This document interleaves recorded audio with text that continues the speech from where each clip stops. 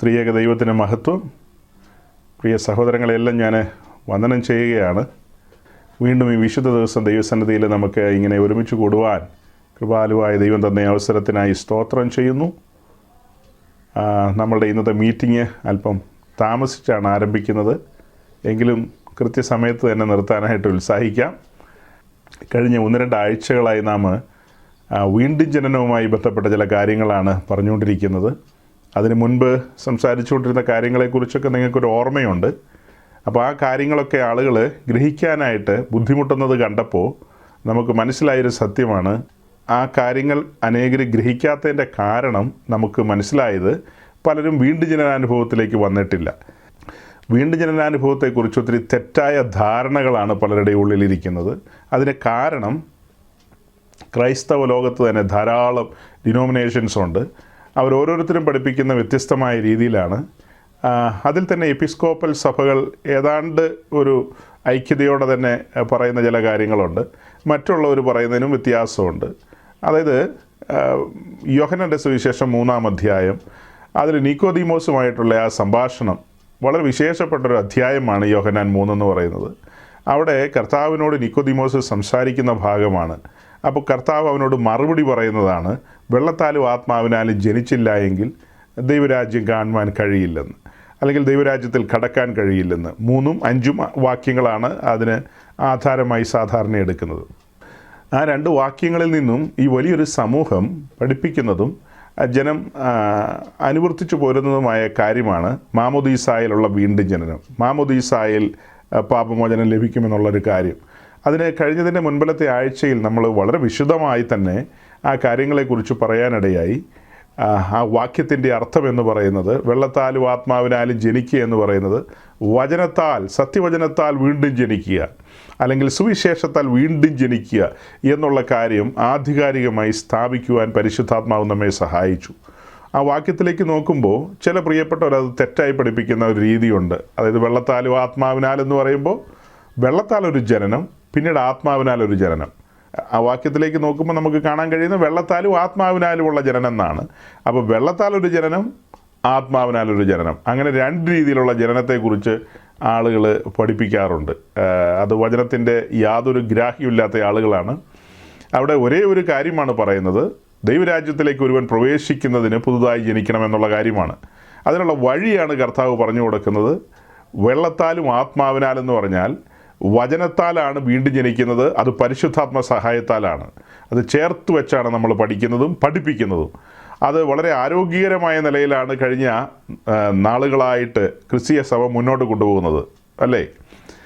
ആ കാര്യം വളരെ ആരോഗ്യകരമായ നിലയിൽ കഴിഞ്ഞ നൂറ്റാണ്ടുകളിൽ ക്രിസ്തീയ സഭ വളരെ വിശദമായി പഠിക്കുകയും അതിലൊരു മുന്നേറ്റം തന്നെ നടത്തിയിട്ടുണ്ട്. ആ വിഷയങ്ങളിലൊക്കെ ദൈവശാസ്ത്രപരമായ ആ വിഷയത്തിന് വളരെ ആധികാരികതയുണ്ട്. അത് അങ്ങനെയല്ലാതെ സ്ഥാപിക്കുക എന്നൊക്കെ പറയുന്നത് വേദപുസ്തകത്തിനോട് നീതി പുലർത്താത്ത രീതിയിലുള്ള പഠനങ്ങളാണ്. മാമോദീസായാൽ വീണ്ടും ജനിക്കുമെന്നൊക്കെ പറഞ്ഞു കഴിഞ്ഞാൽ ആ വാക്യത്തിൽ നിന്ന് ഈ പ്രിയപ്പെട്ടവർ അക്ഷരീകമായിട്ടാണ് അതിൻ്റെ അർത്ഥങ്ങൾ എടുക്കുന്നത്. നമ്മളതിനെ ആത്മീയമായാണ് പരിഗണിക്കുന്നത്. നിക്കോദീമോസ് ഇവിടെ അക്ഷരീകമായി ജനിച്ച മനുഷ്യനല്ലേ?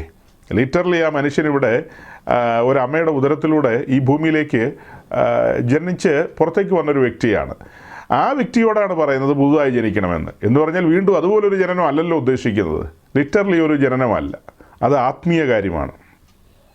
ദൈവരാജ്യത്തിൽ പ്രവേശിക്കുന്നതിനെക്കുറിച്ചാണ് പറയുന്നത്. ദൈവരാജ്യത്തിൽ പ്രവേശിക്കുന്നതിനെക്കുറിച്ച് ഇത് സംസാരിക്കുന്ന കാലഘട്ടത്തിലൊക്കെ യഹൂദന്മാരെ സംബന്ധിച്ച് അവരൊരു മെഷിഹായെ കാത്തിരിക്കുന്ന കാലമാണ്. ഒരു പൊളിറ്റിക്കൽ കിങ്ങിനെ, ഒരു മെഷിഹായെ അവർ കാത്തിരിക്കുന്ന കാലമാണ്. അപ്പോൾ അങ്ങനെ ഒരു മെഷിഹ വന്ന് അവർക്ക് രാജ്യം യഥാസ്ഥാനത്താക്കുമെന്ന ചിന്ത അവരെ ഭരിച്ചിരുന്നു. കർത്താവിൻ്റെ ശിഷ്യന്മാരും തന്നോടുകൂടെ ഇങ്ങനെയൊക്കെ നടക്കുന്നുണ്ടെങ്കിലും അവരും ഇടയ്ക്ക് ഇങ്ങനത്തെ ചോദ്യമൊക്കെ ചോദിക്കും ദൈവരാജ്യത്തെക്കുറിച്ച്. കർത്താവ് ദൈവരാജ്യത്തെക്കുറിച്ചാണ് പറഞ്ഞുകൊണ്ടിരിക്കുന്നത്, പക്ഷെ അവർ ഗ്രഹിക്കുന്നത് ആത്മീയമായിട്ടല്ല, ലിറ്ററലാണ്. അതിന് തെളിവാണ് അവരുടെ പ്രിയങ്കരിയായ മാതാവ് യോഹന്നാൻ്റെയും യാക്കോബിൻ്റെയും പ്രാർത്ഥിക്കുകയും ഉപവസിക്കുകയൊക്കെ ചെയ്യുന്ന ഭക്തിനിർഭരമായ ജീവിതം നയിക്കുന്ന, എല്ലാ കുർബാനയ്ക്കും പോകുന്ന ആ അമ്മയ്ക്ക് പോലും മനസ്സിലായത് യേശുക്രിസ്തു ഒരു രാജ്യം ഇവിടെ സ്ഥാപിക്കാൻ പോകുന്നു. അതിൽ എൻ്റെ മക്കൾ 2 പേരും 2 മന്ത്രിമാരായി ഇരുന്നാൽ കൊള്ളാം, ഈ ഇടത്തും വലത്തും ഇരുത്തിയേക്കണം കേട്ടോ എന്നാണ് ആ മാതാവും പറയുന്നത്. അപ്പോൾ ഇവരെല്ലാം കാത്തിരിക്കുന്നത്, അപ്പോസ്തലന്മാരുടെ സംഭാഷണമൊക്കെ നമുക്ക് നോക്കിയാൽ മനസ്സിലാകും, ഒരു അക്ഷരിക ദൈവരാജ്യമാണ് ഇവരെ പ്രതീക്ഷിക്കുന്നതെന്നുള്ളത്. എന്നാൽ കർത്താവായ യേശുക്രിസ്തു പീലാത്തോസിൻ്റെ മുമ്പിൽ നിന്നാണ് ആ ഫൈനൽ സ്റ്റേറ്റ്മെൻറ്റ് പറയുന്നത്, എൻ്റെ രാജ്യം ഐഹികമല്ല. എപ്പിസ്കോപ്പൽ സഭകളിലുള്ള നമ്മുടെ പ്രിയപ്പെട്ടവർക്ക് ഇന്നും അത് മനസ്സിലായിട്ടില്ലെന്ന് എനിക്ക് തോന്നുന്നത്. അതിലൊരു പ്രധാനപ്പെട്ട ഗ്രൂപ്പ് ഒരു രാജ്യം തന്നെ സ്ഥാപിച്ചു, യൂറോപ്പിൽ അവരുടെ ആ ഒരു രാജ്യം സ്ഥാപിച്ചു, ക്രിസ്തീയ രാജ്യം. എങ്ങനെയാണോ അതുകൊണ്ട് അവരുദ്ദേശിക്കുന്നതെന്ന് അറിയില്ല. എന്തായാലും യേശു പറഞ്ഞു, എൻ്റെ രാജ്യം ഐഹികമല്ല, എൻ്റെ ദാസന്മാർ ഐഹിക രാജ്യത്തിലെ രാജാക്കന്മാരുമല്ല, അവർ ദൈവരാജ്യത്തിലെ രാജാക്കന്മാരാണ് എന്നാണ് കർത്താവ് പറഞ്ഞതിൻ്റെ അർത്ഥം. അപ്പോൾ ഇത് നമ്മൾ ആ വിഷയം ആഴത്തിൽ മനസ്സിലാക്കുന്നവരാണ്.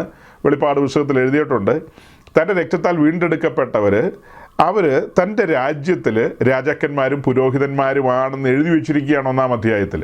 അപ്പോൾ വീണ്ടെടുക്കപ്പെട്ട ദൈവമക്കളെല്ലാം രാജാക്കന്മാരാണ്, അവരെല്ലാം പുരോഹിതന്മാരാണ്. അല്ലാതെ ഇവിടെ അക്ഷരിക രാജ്യമൊന്നുമില്ല. അല്ലാതെ ഇവിടെ അക്ഷരിക രാജ്യമൊന്നും ആരും സ്ഥാപിച്ചിട്ടില്ല. അതിനുള്ള സാധ്യത ഇപ്പോൾ ഇല്ല. അക്ഷരിക രാജ്യം വരുന്നേ ഉള്ളൂ. അപ്പോൾ ആത്മീയ രാജ്യത്തിലേക്കാണ് പ്രവേശിക്കുന്നതെങ്കിൽ അതിന് അക്ഷരികമായ ഒരു കാര്യപരിപാടി കൊണ്ട് കാര്യമില്ല. അതിന് ആത്മീയമാണ് വേണ്ടത്, അല്ലേ? ചിന്തിച്ചു നോക്കി. ആത്മീയ ദൈവരാജ്യത്തിൽ പ്രവേശിക്കണമെങ്കിൽ ഒരു അക്ഷരികമായ പ്രവൃത്തി കൊണ്ട് എങ്ങനെ അതിലേക്ക് പ്രവേശിക്കാൻ പറ്റും? സാധ്യമല്ല, തീർത്തും സാധ്യമല്ല. അതൊരു ആത്മീയ വിഷയമാകൊണ്ട് ആത്മീയ ജനനത്തെക്കുറിച്ചാണ് കർത്താവ് നീക്കോദീമോസിനോട് പറഞ്ഞത്. അത് മാത്രമല്ല, അവിടെ കൊണ്ട് തീരുന്നില്ല കാര്യങ്ങൾ. 4 സുവിശേഷം കൊണ്ട് അവസാനിക്കുന്നില്ല. പിന്നീട് പല ലേഖനങ്ങളും തൻ്റെ അപ്പോസ്തലന്മാരെ കൊണ്ട് എഴുതിച്ചിരുന്നു. അതെല്ലാം പരിശുദ്ധാത്മാവിലാണ് എഴുതിയിരിക്കുന്നത്. ഇതെല്ലാം കൂടെ കൂട്ടിച്ചേർത്ത് വെച്ച് പഠിച്ചു വരുമ്പോഴാണ് പുതുജനനം എന്ന് പറയുന്നത്, അഥവാ വീണ്ടും ജനനം എന്ന് പറയുന്നത് ഒരാത്മീയ പ്രവൃത്തിയാണെന്നുള്ളത് മനസ്സിലാകുന്നത്. അത് തന്നെയല്ല, രക്ഷയോടുള്ള ബന്ധത്തിൽ ഒരുവൻ ദൈവരാജ്യത്തിൽ പ്രവേശിക്കുന്നു എന്ന് പറയുമ്പോൾ അത് അവൻ്റെ രക്ഷയെ തന്നെയാണ് കാണിക്കുന്നത്. രക്ഷയുമായി ബന്ധപ്പെട്ട്, പുതുജനനവുമായി ബന്ധപ്പെട്ട് നമുക്ക് എഫേസ് ലേഖനത്തിൽ നിന്ന് കിട്ടുന്ന ഒരു ആധികാരികമായ ഉറപ്പും പഠനവുമാണ് രക്ഷ എന്ന് പറയുന്നത് പ്രവൃത്തിയാലല്ല. ആത്മരക്ഷ എന്ന് പറയുന്നത് മനുഷ്യൻ്റെ ഏതെങ്കിലും ഒരു പ്രവൃത്തിയാലല്ല, ഒരു തരത്തിലുമുള്ള പ്രവൃത്തിയാലല്ല. അത് തികച്ചും സൗജന്യമാണ്, കുഞ്ഞാടിൻ്റെ ദാനമാണ് രക്ഷ എന്ന് പറയുന്നത്. ദൈവരാജ്യ പ്രവേശനം അങ്ങനെ തന്നെയാണ്. വിശ്വാസത്താലുള്ള നീതീകരണം, ആ വിശ്വാസം നമ്മുടെ ഉള്ളിൽ അങ്കുരിപ്പിക്കുന്നത് പരിശുദ്ധാത്മാവാണ്. അപ്പോൾ അങ്ങനെ വിശ്വാസത്താലുള്ള നീതീകരണത്താൽ ദൈവരാജ്യത്തിൽ പ്രവേശിക്കുക എന്ന് പറയുമ്പോൾ അവിടെ ആ പുതുജനനം നടക്കുകയാണ്.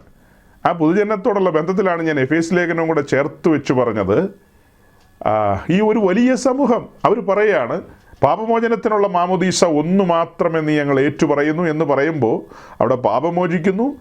തൽക്ഷണം അവിടെ നടക്കുന്ന ശുശ്രൂഷകളാൽ ആ വ്യക്തി വീണ്ടും ജനനാനുഭവത്തിലേക്ക് വരുന്നു എന്ന് പറയുമ്പോൾ അവിടെ എല്ലാം കാണിക്കുന്ന ചില പ്രവൃത്തികളാണ്, മാനുഷികമായ ചില പ്രവൃത്തികളാണ്. അങ്ങനെയെങ്കിൽ എഫേസ് ലേഖനം തിരുത്തേണ്ടി വരും. അതിന് തൽക്കാലം പ്ലാനില്ല.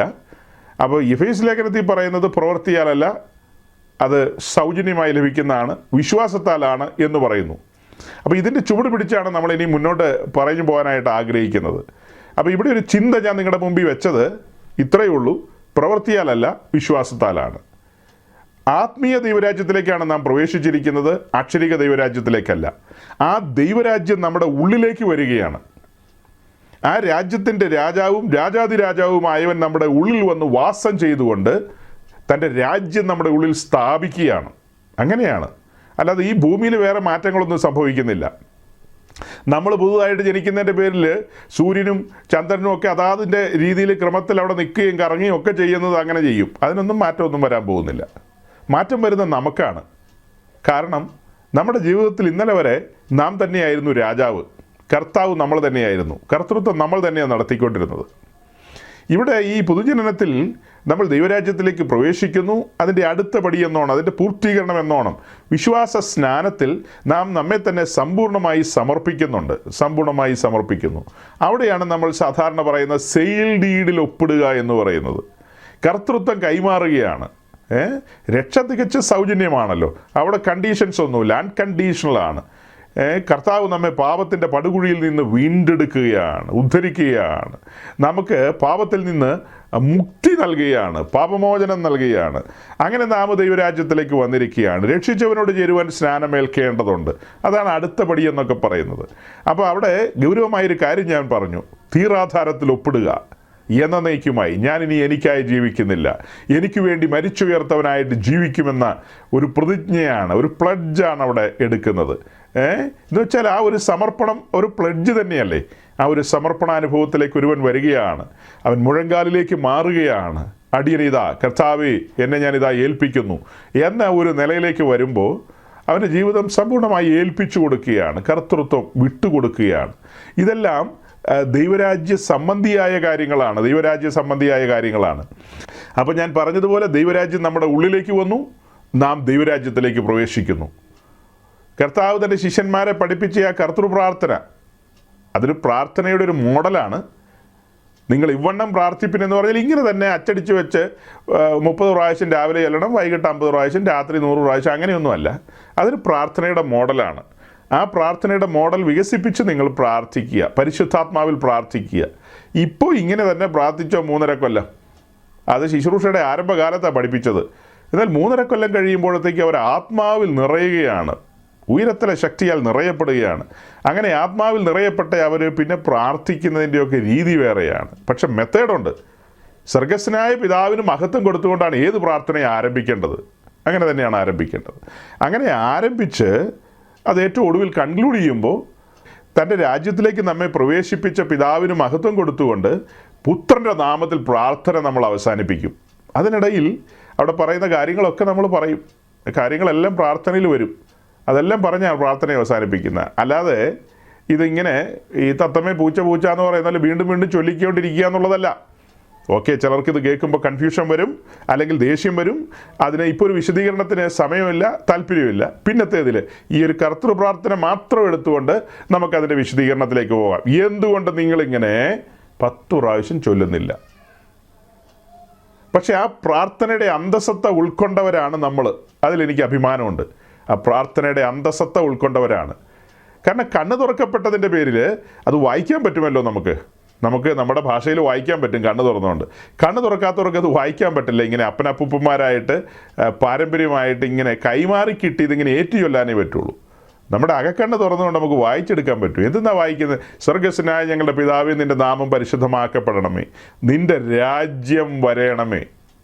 അത് ഉള്ളിൽ നിന്നുള്ളൊരു ഒരു തേങ്ങലായിരുന്നു, ഒരു ആഗ്രഹമായിരുന്നു, ഒരു നെഞ്ചടിപ്പായിരുന്നു. നിൻ്റെ രാജ്യം വരണമേ. ആ ആഗ്രഹം അറിഞ്ഞ സ്വർഗീയ പിതാവ് തൻ്റെ രാജ്യം നമ്മുടെ ഉള്ളിലാക്കി. ആക്കിയതിന് ശേഷം പിന്നെ അങ്ങനെ പറഞ്ഞുകൊണ്ടിരിക്കുന്ന മര്യാദകേടാണ്. അതുകൊണ്ടാണ് നമ്മൾ അങ്ങനെ പറയാത്തത്. അപ്പോൾ നിൻ്റെ രാജ്യത്തിലാക്കിയതോർത്ത് സ്തോത്രമാണ്. പിന്നീട് മുഴുവൻ സ്തോത്രം ചെയ്യുകയാണ്. സ്തോത്രം എന്ന് പറഞ്ഞാൽ നന്ദി പറയുക എന്നാണ് അതിൻ്റെ അർത്ഥം. അപ്പോൾ പിന്നീട് മുഴുവനും നന്ദി സൂചകമായുള്ള വാക്കുകളും വാചകങ്ങളുമാണ് എടുത്തുദ്ധരിക്കുന്നത്. ആ രാജ്യത്തിലേക്ക് വന്നു, അവിടെ രാജാവാക്കി, അവിടെ പുരോഹിതനാക്കി, അവിടുത്തെ ആരാധനക്കാരൻ, എന്തെല്ലാം പദവികളാണ്. അയ്യോ, ഇതെല്ലാം ഓർക്കുമ്പോൾ ഇങ്ങനെ സ്തോത്രം ചെയ്തുകൊണ്ടിരിക്കുകയാണ്. അല്ലാതെ എന്തെങ്കിലും കിട്ടിയില്ല, അത് കിട്ടിയില്ല, ഇത് കിട്ടിയില്ല, ഇതൊന്നും അല്ല. ഒന്ന് ഓർത്ത് നോക്കി. അനേക കേമന്മാർക്ക് മനസ്സിലാകാത്ത കാര്യമാണ്. അന്നാസും കയ്യഭാവും ഒക്കെ ഇങ്ങനെ ഇറങ്ങി വരുന്ന കണ്ടു കഴിഞ്ഞാൽ നിങ്ങളെല്ലാം പറിച്ചു പോകും. ആ രീതിയിലുള്ളൊരു വരവാണ്. ആ കുപ്പായമൊക്കെ ഇട്ട് അതിൻ്റെ താഴെ ഇങ്ങനെ ശബ്ദമൊക്കെ പുറപ്പെടുവിച്ചുകൊണ്ട് മാതളപ്പഴവും പിന്നെ പൊന്മണിയും ഒക്കെ അതിൻ്റെ താഴെ തൂങ്ങിക്കിടപ്പുണ്ട്. അപ്പോൾ ഒരു പൊന്മണി, ഒരു മാതളപ്പഴം, ഒരു പൊന്മണി, ഒരു മാതളപ്പഴം, അങ്ങനെയാണ് കുപ്പായത്തിനടിയിൽ തൂങ്ങിക്കിടക്കുന്നത്. അതായത് ഈ പുരോഹിതനങ്ങ് വരുമ്പോൾ തന്നെ ഒരു ശബ്ദമൊക്കെ കേൾക്കാം വരുന്ന വരവിൽ. അപ്പോൾ അങ്ങനെയൊക്കെ ഇങ്ങനെ ഇറങ്ങി വരുന്ന ആ അന്നാസും കയ്യഫാസും, പിന്നെ അവിടെ ആ ഗവർണറായിരിക്കുന്ന റോമൻ ഗവർണർ പീലാത്തോസും അതുപോലെ ഹെരോദാവും, ഇവർക്കൊന്നും മനസ്സിലായില്ല ദൈവരാജ്യം എന്താണെന്ന്. എടുത്ത് ചോദിച്ചു പീലാത്തോസ് എടുത്ത് ചോദിച്ചു, ഇത് എന്നാ പരിപാടി എന്ന് ചോദിച്ചു. അപ്പോൾ പറഞ്ഞു, എൻ്റെ രാജ്യം ഐഹികമല്ല. പക്ഷെ ഉള്ളിക്ക് ഒന്നും പിടികിട്ടിയില്ല. ഉള്ളി ആകെ കൈ കഴുകിയിട്ട് സ്വസ്ഥമായിട്ടിരുന്നു. ഒന്നും മനസ്സിലായില്ല. ഇന്നും പലർക്കും ഒന്നും മനസ്സിലാകുന്നില്ല. നമ്മളെ സംബന്ധിച്ച് ഇത് മനസ്സിലാക്കാനുള്ള ഒരു ഭാഗ്യം ലഭിച്ചു. ആ ഭാഗ്യ പദവി ഓർത്ത് സ്തോത്രം ചെയ്തുകൊണ്ടിരിക്കുകയാണ്. അല്ലേ? നിൻ്റെ രാജ്യം വരണമേ. രാജ്യം വന്നല്ലോ. ആ രാജ്യം നമ്മുടെ ഉള്ളിൽ നിക്ഷേപിച്ചു കഴിഞ്ഞു. ആ രാജ്യം വന്നു കഴിഞ്ഞു. അങ്ങനെ രാജാവും നമ്മുടെ ഉള്ളിലേക്ക് വന്ന് നിയന്ത്രണം ഏറ്റെടുത്ത് കഴിഞ്ഞു. പിന്നെ അടുത്ത ലൈൻ എന്തെന്നാണ് പറയുന്നത്? നിൻ്റെ ഇഷ്ടം സ്വർഗത്തിലെ പോലെ ഭൂമിയിലും ആകണമേ. അതാ ഞാൻ പറഞ്ഞ ഈ ആളുകൾക്കൊന്നും കണ്ണു തുറന്നിട്ടില്ലെന്ന്. ആദ്യത്തേതൊക്കെ പറഞ്ഞ ആളുകൾക്ക് മനസ്സിലാവോ, ഞങ്ങളതൊക്കെ പറയുന്ന ഞങ്ങൾക്ക് അറിയാമല്ലോ എന്നൊക്കെ ചിന്തിക്കും. ഈ ഒരു ലൈനിൽ വരുമ്പോൾ സ്റ്റക്കായി പോവും. നിൻ്റെ ഇഷ്ടം സ്വർഗത്തിലെ പോലെ ഭൂമിയിലും ആകണമെന്ന് പറഞ്ഞാൽ നടപ്പുള്ള കാര്യമല്ല. അത് നടപ്പാകണമെങ്കിൽ പുതുതായിട്ട് ജനിക്കണം. കൊച്ചിൻ്റെ തലയിൽ വെള്ളമൊഴിച്ചിട്ട് കാര്യമില്ല. നമ്മൾ വെള്ളമൊഴിക്കാൻ പോവാ ഇന്ന്. അപ്പോൾ കൊച്ചിൻ്റെ തലയിൽ വെള്ളമൊഴിച്ചാൽ ഈ കാര്യമൊന്നും നടക്കില്ല. പുതുതായിട്ട് ജനിക്കണം, വീണ്ടും ജനിക്കണം, ബോൺ അഗെയിൻ എക്സ്പീരിയൻസിലേക്ക് വരണം. അങ്ങനെ വന്നു കഴിഞ്ഞാൽ ഈ വാക്യം വായിച്ചു കഴിഞ്ഞാൽ അർത്ഥം മനസ്സിലാവും. എന്താ വാക്യം? നിന്റെ ഇഷ്ടം സ്വർഗത്തിലെ പോലെ. സ്വർഗത്തിൽ ദൈവേഷ്ടം മാത്രമേ നടക്കൂ. ഗബ്രിയേലല്ല, മീഖായേലല്ല, ഇനി ഏത് പുള്ളി വന്നെന്ന് പറഞ്ഞാലും അവിടെ വലിയവനും ഭയങ്കരനും മഹാനുമായ ദൈവത്തിൻ്റെ ഇഷ്ടങ്ങളെ നടക്കൂ. അങ്ങനെയാണ്. അത് തിരിച്ചറിയാണ് ഒരു ദൈവവൈതൽ. സകലത്തിൻ്റെയും നിയന്ത്രിതാവ്, സകലത്തിൻ്റെയും സൃഷ്ടാവ്, സകലത്തിൻ്റെയും പരിപാലകൻ. അയ്യോ, ഓർക്കാൻ പോലും പറ്റുന്നില്ല, അത്ര ഭയങ്കരം. ആ തേജോമയനായ ദൈവം. ശലോമോൻ പണ്ട് പറഞ്ഞ പറച്ചിലെന്തായിരുന്നു? സ്വർഗത്തിലും സ്വർഗാതിസ്വർഗത്തിലും ഒതുങ്ങാത്തവൻ, ഒതുക്കാൻ കഴിയാത്തവൻ എൻ്റെ ഉള്ളിൽ വന്ന് വാസം ചെയ്യുകയാണ്. നിയന്ത്രണം ഏറ്റെടുത്തിരിക്കുന്നു. ഞാൻ പരിശുദ്ധാത്മാവിൽ മുൻപോട്ട് പോകാൻ ആരംഭിച്ചിരിക്കുകയാണ്. അപ്പോൾ അങ്ങനത്തെ ഒരു സാഹചര്യത്തിൽ ഈ വാക്യത്തിന് പ്രസക്തിയില്ലേ? നിന്റെ ഇഷ്ട സ്വർഗത്തിലെ പോലെ ഭൂമിയിലുമാകണമേ. വീണ്ടും ജനിച്ചവനൊരു തിരിച്ചറിവുണ്ട്. ദൈവത്തിൻ്റെ കാര്യപരിപാടികൾ, അവൻ്റെ വലങ്കരം, അവൻ്റെ വല്ലഭത്വം, സകല കാര്യങ്ങളും അവന് മനസ്സിലാകുകയാണ്. ആ തേജോമയനായ ദൈവം എൻ്റെ ഉള്ളിൽ വന്നിരിക്കുകയാണ്. ഇനി ഞാൻ എനിക്കായി ജീവിക്കുന്നത് യോഗ്യമല്ല. അങ്ങനെ ജീവിച്ചാൽ എന്നെ രക്ഷിച്ചവനോട് അല്ലെങ്കിൽ എന്നെ വീണ്ടെടുത്തവനോടുള്ള ഒരു ഒരു ഒരു അഭക്തിയുടെ കാര്യമായിട്ടത് മാറും. അതൊരു ഒരു ഒരു ഭക്തികേടായിട്ട് മാറും. അത് ശരിയായൊരു രീതിയല്ല, അതൊരു തിരിച്ചറിവാണ്.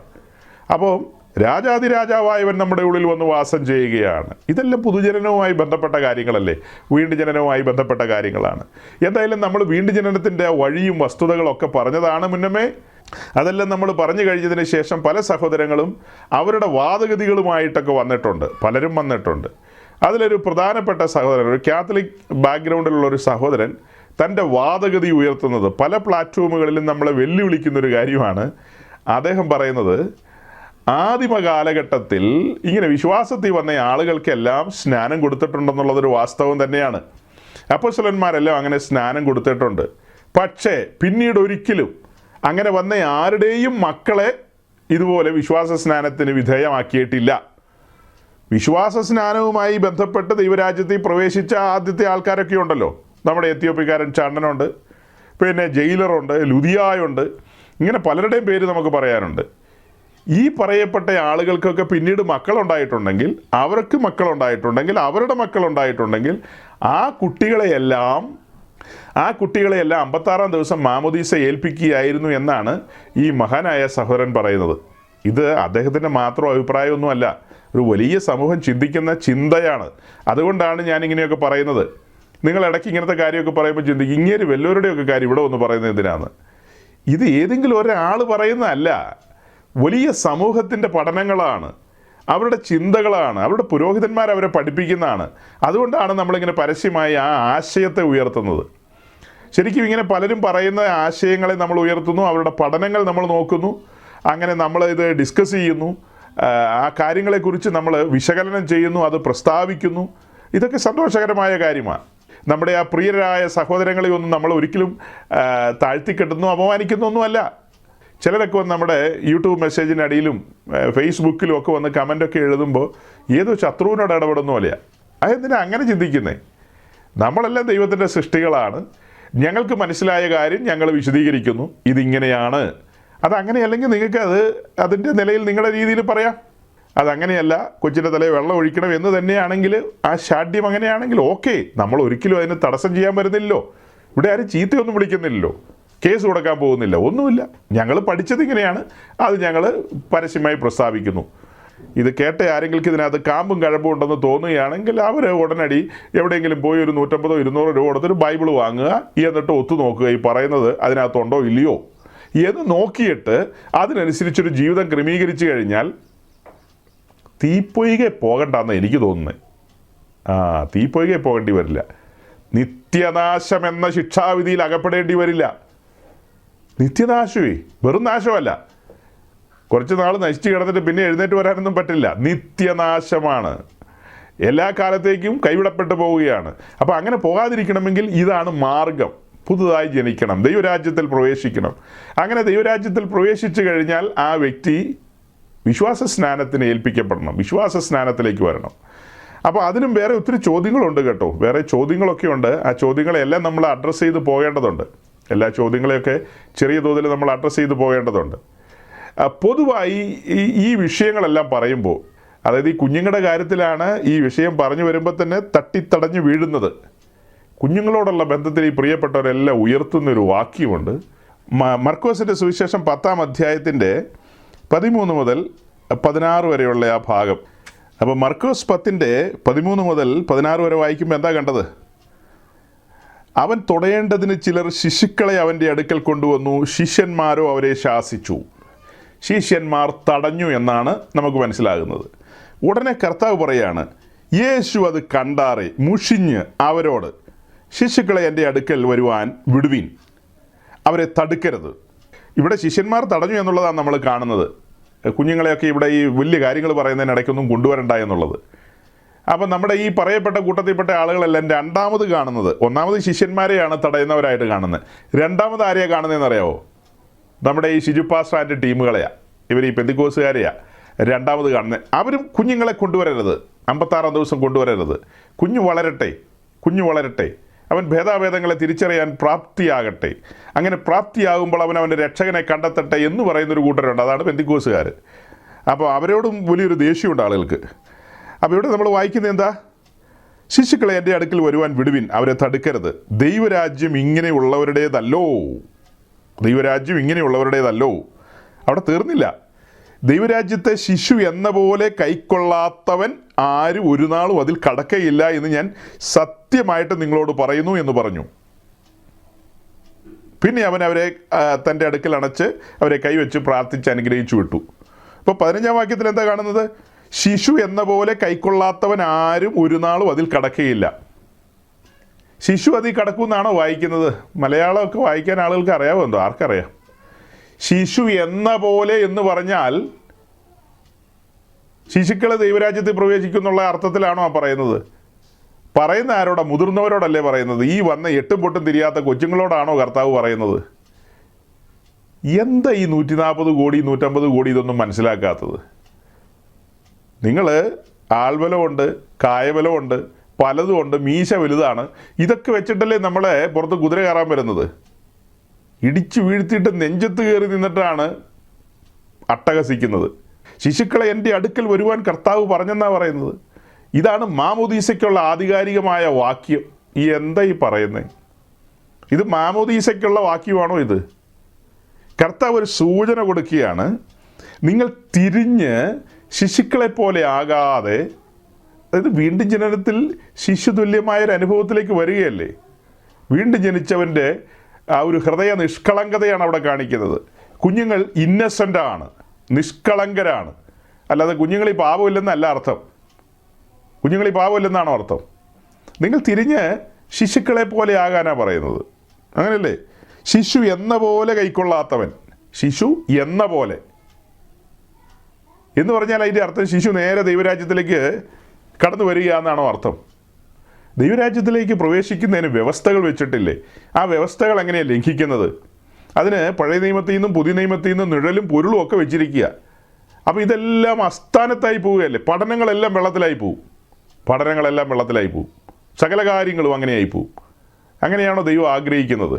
ഒരിക്കലുമല്ല. പിന്നെ വേറൊരു കാര്യവും കൂടെ റേസ് ചെയ്തുകൊണ്ട് വരും. അങ്ങനെ ഒരു കാര്യം കൂടെ, അതായത് പിന്നെ വേറൊരു കാര്യം റേസ് ചെയ്തുകൊണ്ട് വരുന്നത് എന്താ? 8-ാം നാളിലുള്ള പരിച്ഛേദന അത് സ്നാനത്തിനൊരു മുൻകുറിയാന്നാണ് പറയുന്നത്. എൻ്റെ ബൈബിളിലൊന്നും എഴുതിയിട്ടില്ല. POC ബൈബിളിൽ ഞാൻ നോക്കി, POC ബൈബിളിലും ഇല്ല. 8-ാം നാളിലുള്ള പരിച്ഛേദന സ്നാനത്തിനൊരു മുൻകുറിയെന്ന് ഒരു ബൈബിളിലും എഴുതി വച്ചിട്ടില്ല. ന്യായപ്രമാണത്തിൻ്റെ രീതി അനുസരിച്ച് ഒരു കുഞ്ഞ് ജനിച്ചു കഴിഞ്ഞാൽ 8-ാം നാളിൽ, ആൺകുഞ്ഞാണെങ്കിൽ അതിനെ 8-ാം നാളിൽ കൊണ്ടുവന്ന് പരിച്ഛേദന ഏൽപ്പിക്കണം. അത് സ്നാനവുമായി ബന്ധപ്പെടുത്തി ഇവർ പഠിപ്പിക്കുന്നത് എങ്ങനെയാണ് ഈ വലിയ സമൂഹം? അത് ഞാൻ കൂടുതൽ കേട്ടിരിക്കുന്ന കാത്തലിക് സൈഡിൽ നിന്നാണ്. നമ്മുടെ ഈ പെന്തിക്കോസിൽ ഒത്തിരി സർക്കസൊക്കെ കളിച്ചുകൊണ്ടിരുന്ന ഒരു സഹോദരനുണ്ടല്ലോ, കണ്ണൂരുകാരൻ സജിത്ത് കണ്ണൂർ. പുള്ളിക്കാരൻ അവിടെ പോയി നിന്നിട്ട് ഘോരഘോരം ആർഗ്യൂ ചെയ്യുന്നത് കണ്ടതാണത്. അതായത് പരിച്ഛേദന എന്ന് പറയുന്നത് സ്നാനത്തിൻ്റെ നിഴലായിട്ട് അവിടെ കിടക്കുക എന്നുള്ള രീതിയിൽ.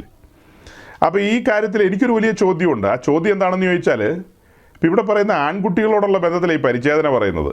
അപ്പോൾ ആൺകുട്ടിക്ക് മാത്രം മതിയോ രക്ഷ, പെൺകുട്ടിക്ക് രക്ഷ വേണ്ടേ? അതും അങ്ങനെ ഒരു വിഷയമുണ്ടല്ലോ. ഇനി രണ്ട്, അത് അങ്ങനെ തന്നെ നമ്മൾ എടുക്കുകയാണെങ്കിൽ നിങ്ങളെല്ലാ തോന്നിവാസങ്ങളായി ഈ കാണിക്കുന്നതൊക്കെ. ഒരു കാര്യം ചെയ്യുകയാണെങ്കിൽ വൃത്തിയായിട്ട് ചെയ്യണം. അതങ്ങനെ വാദത്തിന് സമ്മതിച്ചു തരാം. എന്താ നിങ്ങളുടെ കുഞ്ഞുങ്ങളെ 8-ാം നാളിൽ മാമോദീസ കൊടുക്കാത്തത്? അവിടെ 8-ാം നാളിൽ മാമോദീസയെക്കാളും കഠിനമേറിയൊരു കാര്യമാണ് ചെയ്യുന്നത്. വലിയൊരു മുറിവേൽപ്പിക്കുകയാണ്, കഠിനമായൊരു കാര്യമാണ്. അത് യഹൂദൻ ചെയ്യുന്നുണ്ടെങ്കിൽ, നിങ്ങൾ ആ യഹൂദ മര്യാദകളാണ് പാലിക്കുന്നതെങ്കിൽ ഓക്കെ, അതിനോടനുബന്ധിച്ചാണ് നിഴലും പൊരുളും ഒക്കെ പഠിക്കുന്നതെങ്കിൽ ഈ 56 ദിവസവും 90 ദിവസമൊക്കെ കാത്തിരിക്കുന്നത് എന്തിനാ? അതിൻ്റെ ആവശ്യമില്ലല്ലോ.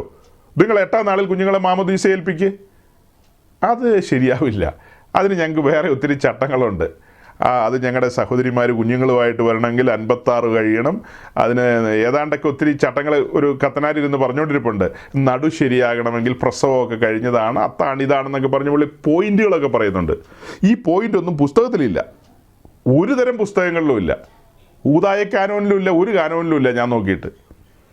പിന്നെ ഈ പറഞ്ഞ പോലെ തലച്ചോറ് പൂട്ടി താക്കോൽ ഏൽപ്പിച്ചിരിക്കുന്ന ആളുകൾ, ഞങ്ങൾ അടിമകളാണ് എന്ന് പറഞ്ഞ് ഏൽപ്പിച്ചിരിക്കുന്ന ആളുകളെ സംബന്ധിച്ച് അവരിതൊക്കെ കേട്ട് കഴിഞ്ഞാൽ ആവേശം കൊള്ളും. സഹോദരങ്ങളെ, പരിച്ഛേദനയും സ്നാനവുമായിട്ട് എങ്ങനെയാണ് കണക്ട് ചെയ്യുന്നത്? പരിച്ഛേദന രക്ഷയുമായി ബന്ധപ്പെട്ട കാര്യമാണോ? യഹൂദൻ്റെ രക്ഷയുമായി ബന്ധപ്പെട്ട കാര്യമാണോ പരിച്ഛേദന എന്ന് പറയുന്നത്? അത് ദൈവമായിട്ടുള്ളൊരു ഉടമ്പടിയാണ്. അതൊരു ബന്ധത്തിൻ്റെ ഉടമ്പടിയാണ് ആ കാണിക്കുന്നത്. അതേസമയം അവരുടെ രക്ഷയോടുള്ള ബന്ധത്തിൽ നമ്മൾ കാണുന്ന യാഗങ്ങളാണ്. യാഗങ്ങൾ വഴിയാണ് അവിടെ വീണ്ടെടുപ്പും കാര്യങ്ങളും ഒക്കെ. അങ്ങനെയല്ലേ? യാഗങ്ങൾ വഴിയാണ് വീണ്ടെടുപ്പും കാര്യങ്ങളൊക്കെ. ശുദ്ധീകരണത്തോടുള്ള ബന്ധത്തിൽ നമ്മൾ കാണുന്നത് പ്രസവം കഴിഞ്ഞ് കുഞ്ഞിൻ്റെ അമ്മ ഇന്ന കാര്യങ്ങളൊക്കെ ചെയ്യണമെന്ന് എഴുതി വെച്ചിട്ടുണ്ട്. അത് ശുദ്ധീകരണത്തോടുള്ള ബന്ധത്തിൽ, രക്ഷയോടുള്ള ബന്ധത്തിലല്ല. നമ്മൾ പഠിപ്പിക്കുന്ന രക്ഷയോടുള്ള ബന്ധത്തിലാണ്. രക്ഷയോടുള്ള ബന്ധത്തിലെ ഗൗരവമായ കാര്യം മാനസാന്തരപ്പെട്ട് പാപങ്ങളെ ഏറ്റുപറഞ്ഞ് ഒരു ദൈവ പൈതലായിത്തീരുക. പേര് ജീവപുസ്തകത്തിൽ എഴുതപ്പെടണം. അങ്ങനെ ഒരു ദൈവ പൈതലായിത്തീർന്ന വ്യക്തി, ആ വ്യക്തിയാണ് വിശ്വാസ സ്നാനത്തിന് ഇറങ്ങിത്തിരിക്കേണ്ടത്.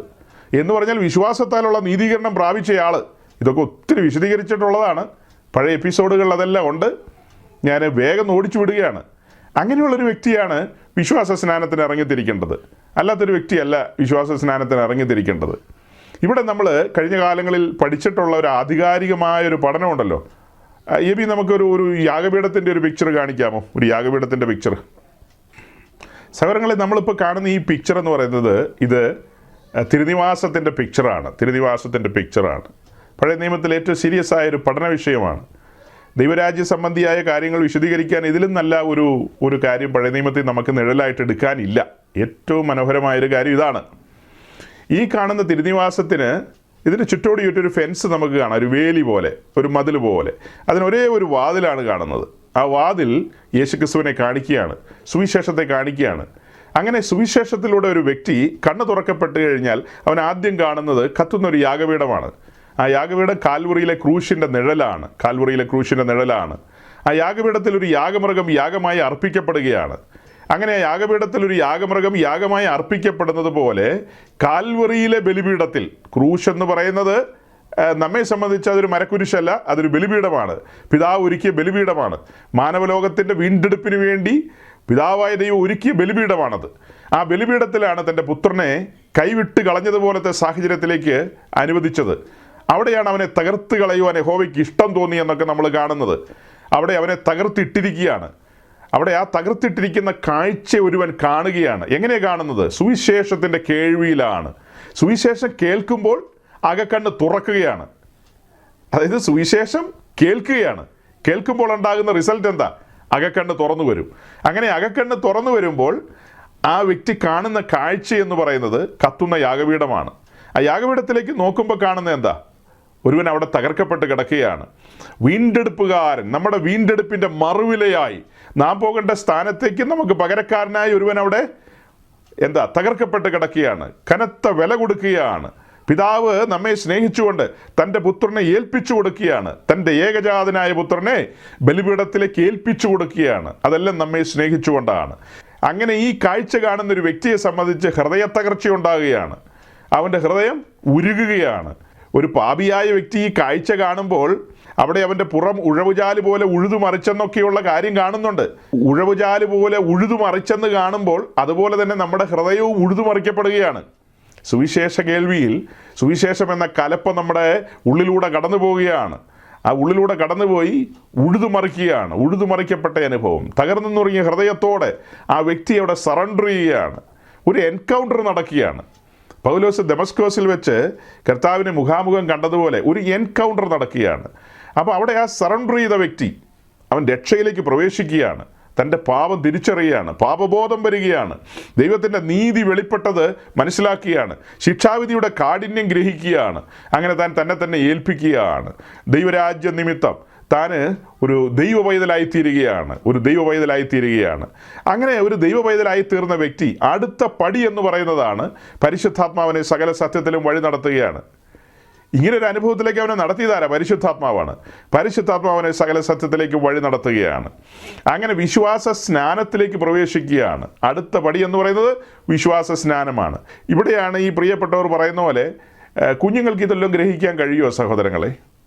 അതിനിവർ ഉയർത്തിക്കൊണ്ടുവരുന്ന വേറെ ചില വാക്യങ്ങളൊക്കെ ഉണ്ട് കേട്ടോ. വേറെ ചില വാക്യങ്ങളൊക്കെ ഉണ്ട്. അതായത് കുഞ്ഞുങ്ങളെ എൻ്റെ അടുക്കൽ വരുവാൻ തടയരുതെന്ന് പറഞ്ഞ വാക്യം നമ്മൾ വായിച്ചു. ഇതിനോടനുബന്ധിച്ച് പറയുന്ന ഒരു കാര്യമാണ് കൊരിന്ത്യർ ലേഖനം 7:14 ഇതിനോട് കൂടെ ഒന്ന് വായിച്ചേ. അവിശ്വാസിയായ ഭർത്താവ് ഭാര്യ മുഖാന്തരം വിശുദ്ധീകരിക്കപ്പെടും, അവിശ്വാസിയായ ഭാര്യ സഹോദരൻ മുഖാന്തരം വിശുദ്ധീകരിക്കപ്പെട്ടിരിക്കുന്നു. അല്ലെങ്കിൽ നിങ്ങളുടെ മക്കൾ അശുദ്ധർ എന്ന് വരും, ഇപ്പോഴോ അവർ വിശുദ്ധർ ആകുന്നു. അപ്പോൾ ഈ സഹോദരങ്ങളെല്ലാം പറയുന്ന കാര്യം എന്തെന്ന് ചോദിച്ചാൽ, ഈ വാക്യപ്രകാരം ഒരു അവിശ്വാസിയായവൻ്റെ മക്കൾ അവർ അശുദ്ധരാണ്. അവരെ സംബന്ധിച്ച് അവർ മുതിർന്നു വന്നിട്ട് സ്നാനപ്പെടുക എന്നൊക്കെ പറയുന്നത് ഓക്കെ, അവരങ്ങനെ ചെയ്തോട്ടെ. പക്ഷെ ഞങ്ങളുടെ കുഞ്ഞുങ്ങളെ മാമുദീസ ഏൽപ്പിക്കുന്നതിൻ്റെ പിന്നിലുള്ള കാര്യം ഈ വചനപ്രകാരം വിശ്വാസിയായ ഭർത്താവും വിശ്വാസിയായ ഭാര്യയ്ക്കും ഉണ്ടാകുന്ന ആ കുഞ്ഞ് അശുദ്ധയല്ല, അല്ലെങ്കിൽ അശുദ്ധനല്ല, അവൻ വിശുദ്ധനാണ്. അങ്ങനെയല്ലേ വായിക്കുന്നത്? ഇപ്പോൾ അവർ വിശുദ്ധരാകുന്നു. അതായത് വിശുദ്ധന്മാർക്ക് ഉണ്ടായ ഒരു കുഞ്ഞെന്നുള്ള നിലയിലാണ് അവിടെ പരിഗണിക്കുന്നത്. വിശുദ്ധന്മാർക്കുണ്ടായ കുഞ്ഞെന്നുള്ള നിലയിൽ. അപ്പോൾ ഈ കുഞ്ഞ് വിശുദ്ധനാണെങ്കിൽ പിന്നെ എന്തിനാ മാമോദീസ? എൻ്റെ ചോദ്യം മനസ്സിലായോ?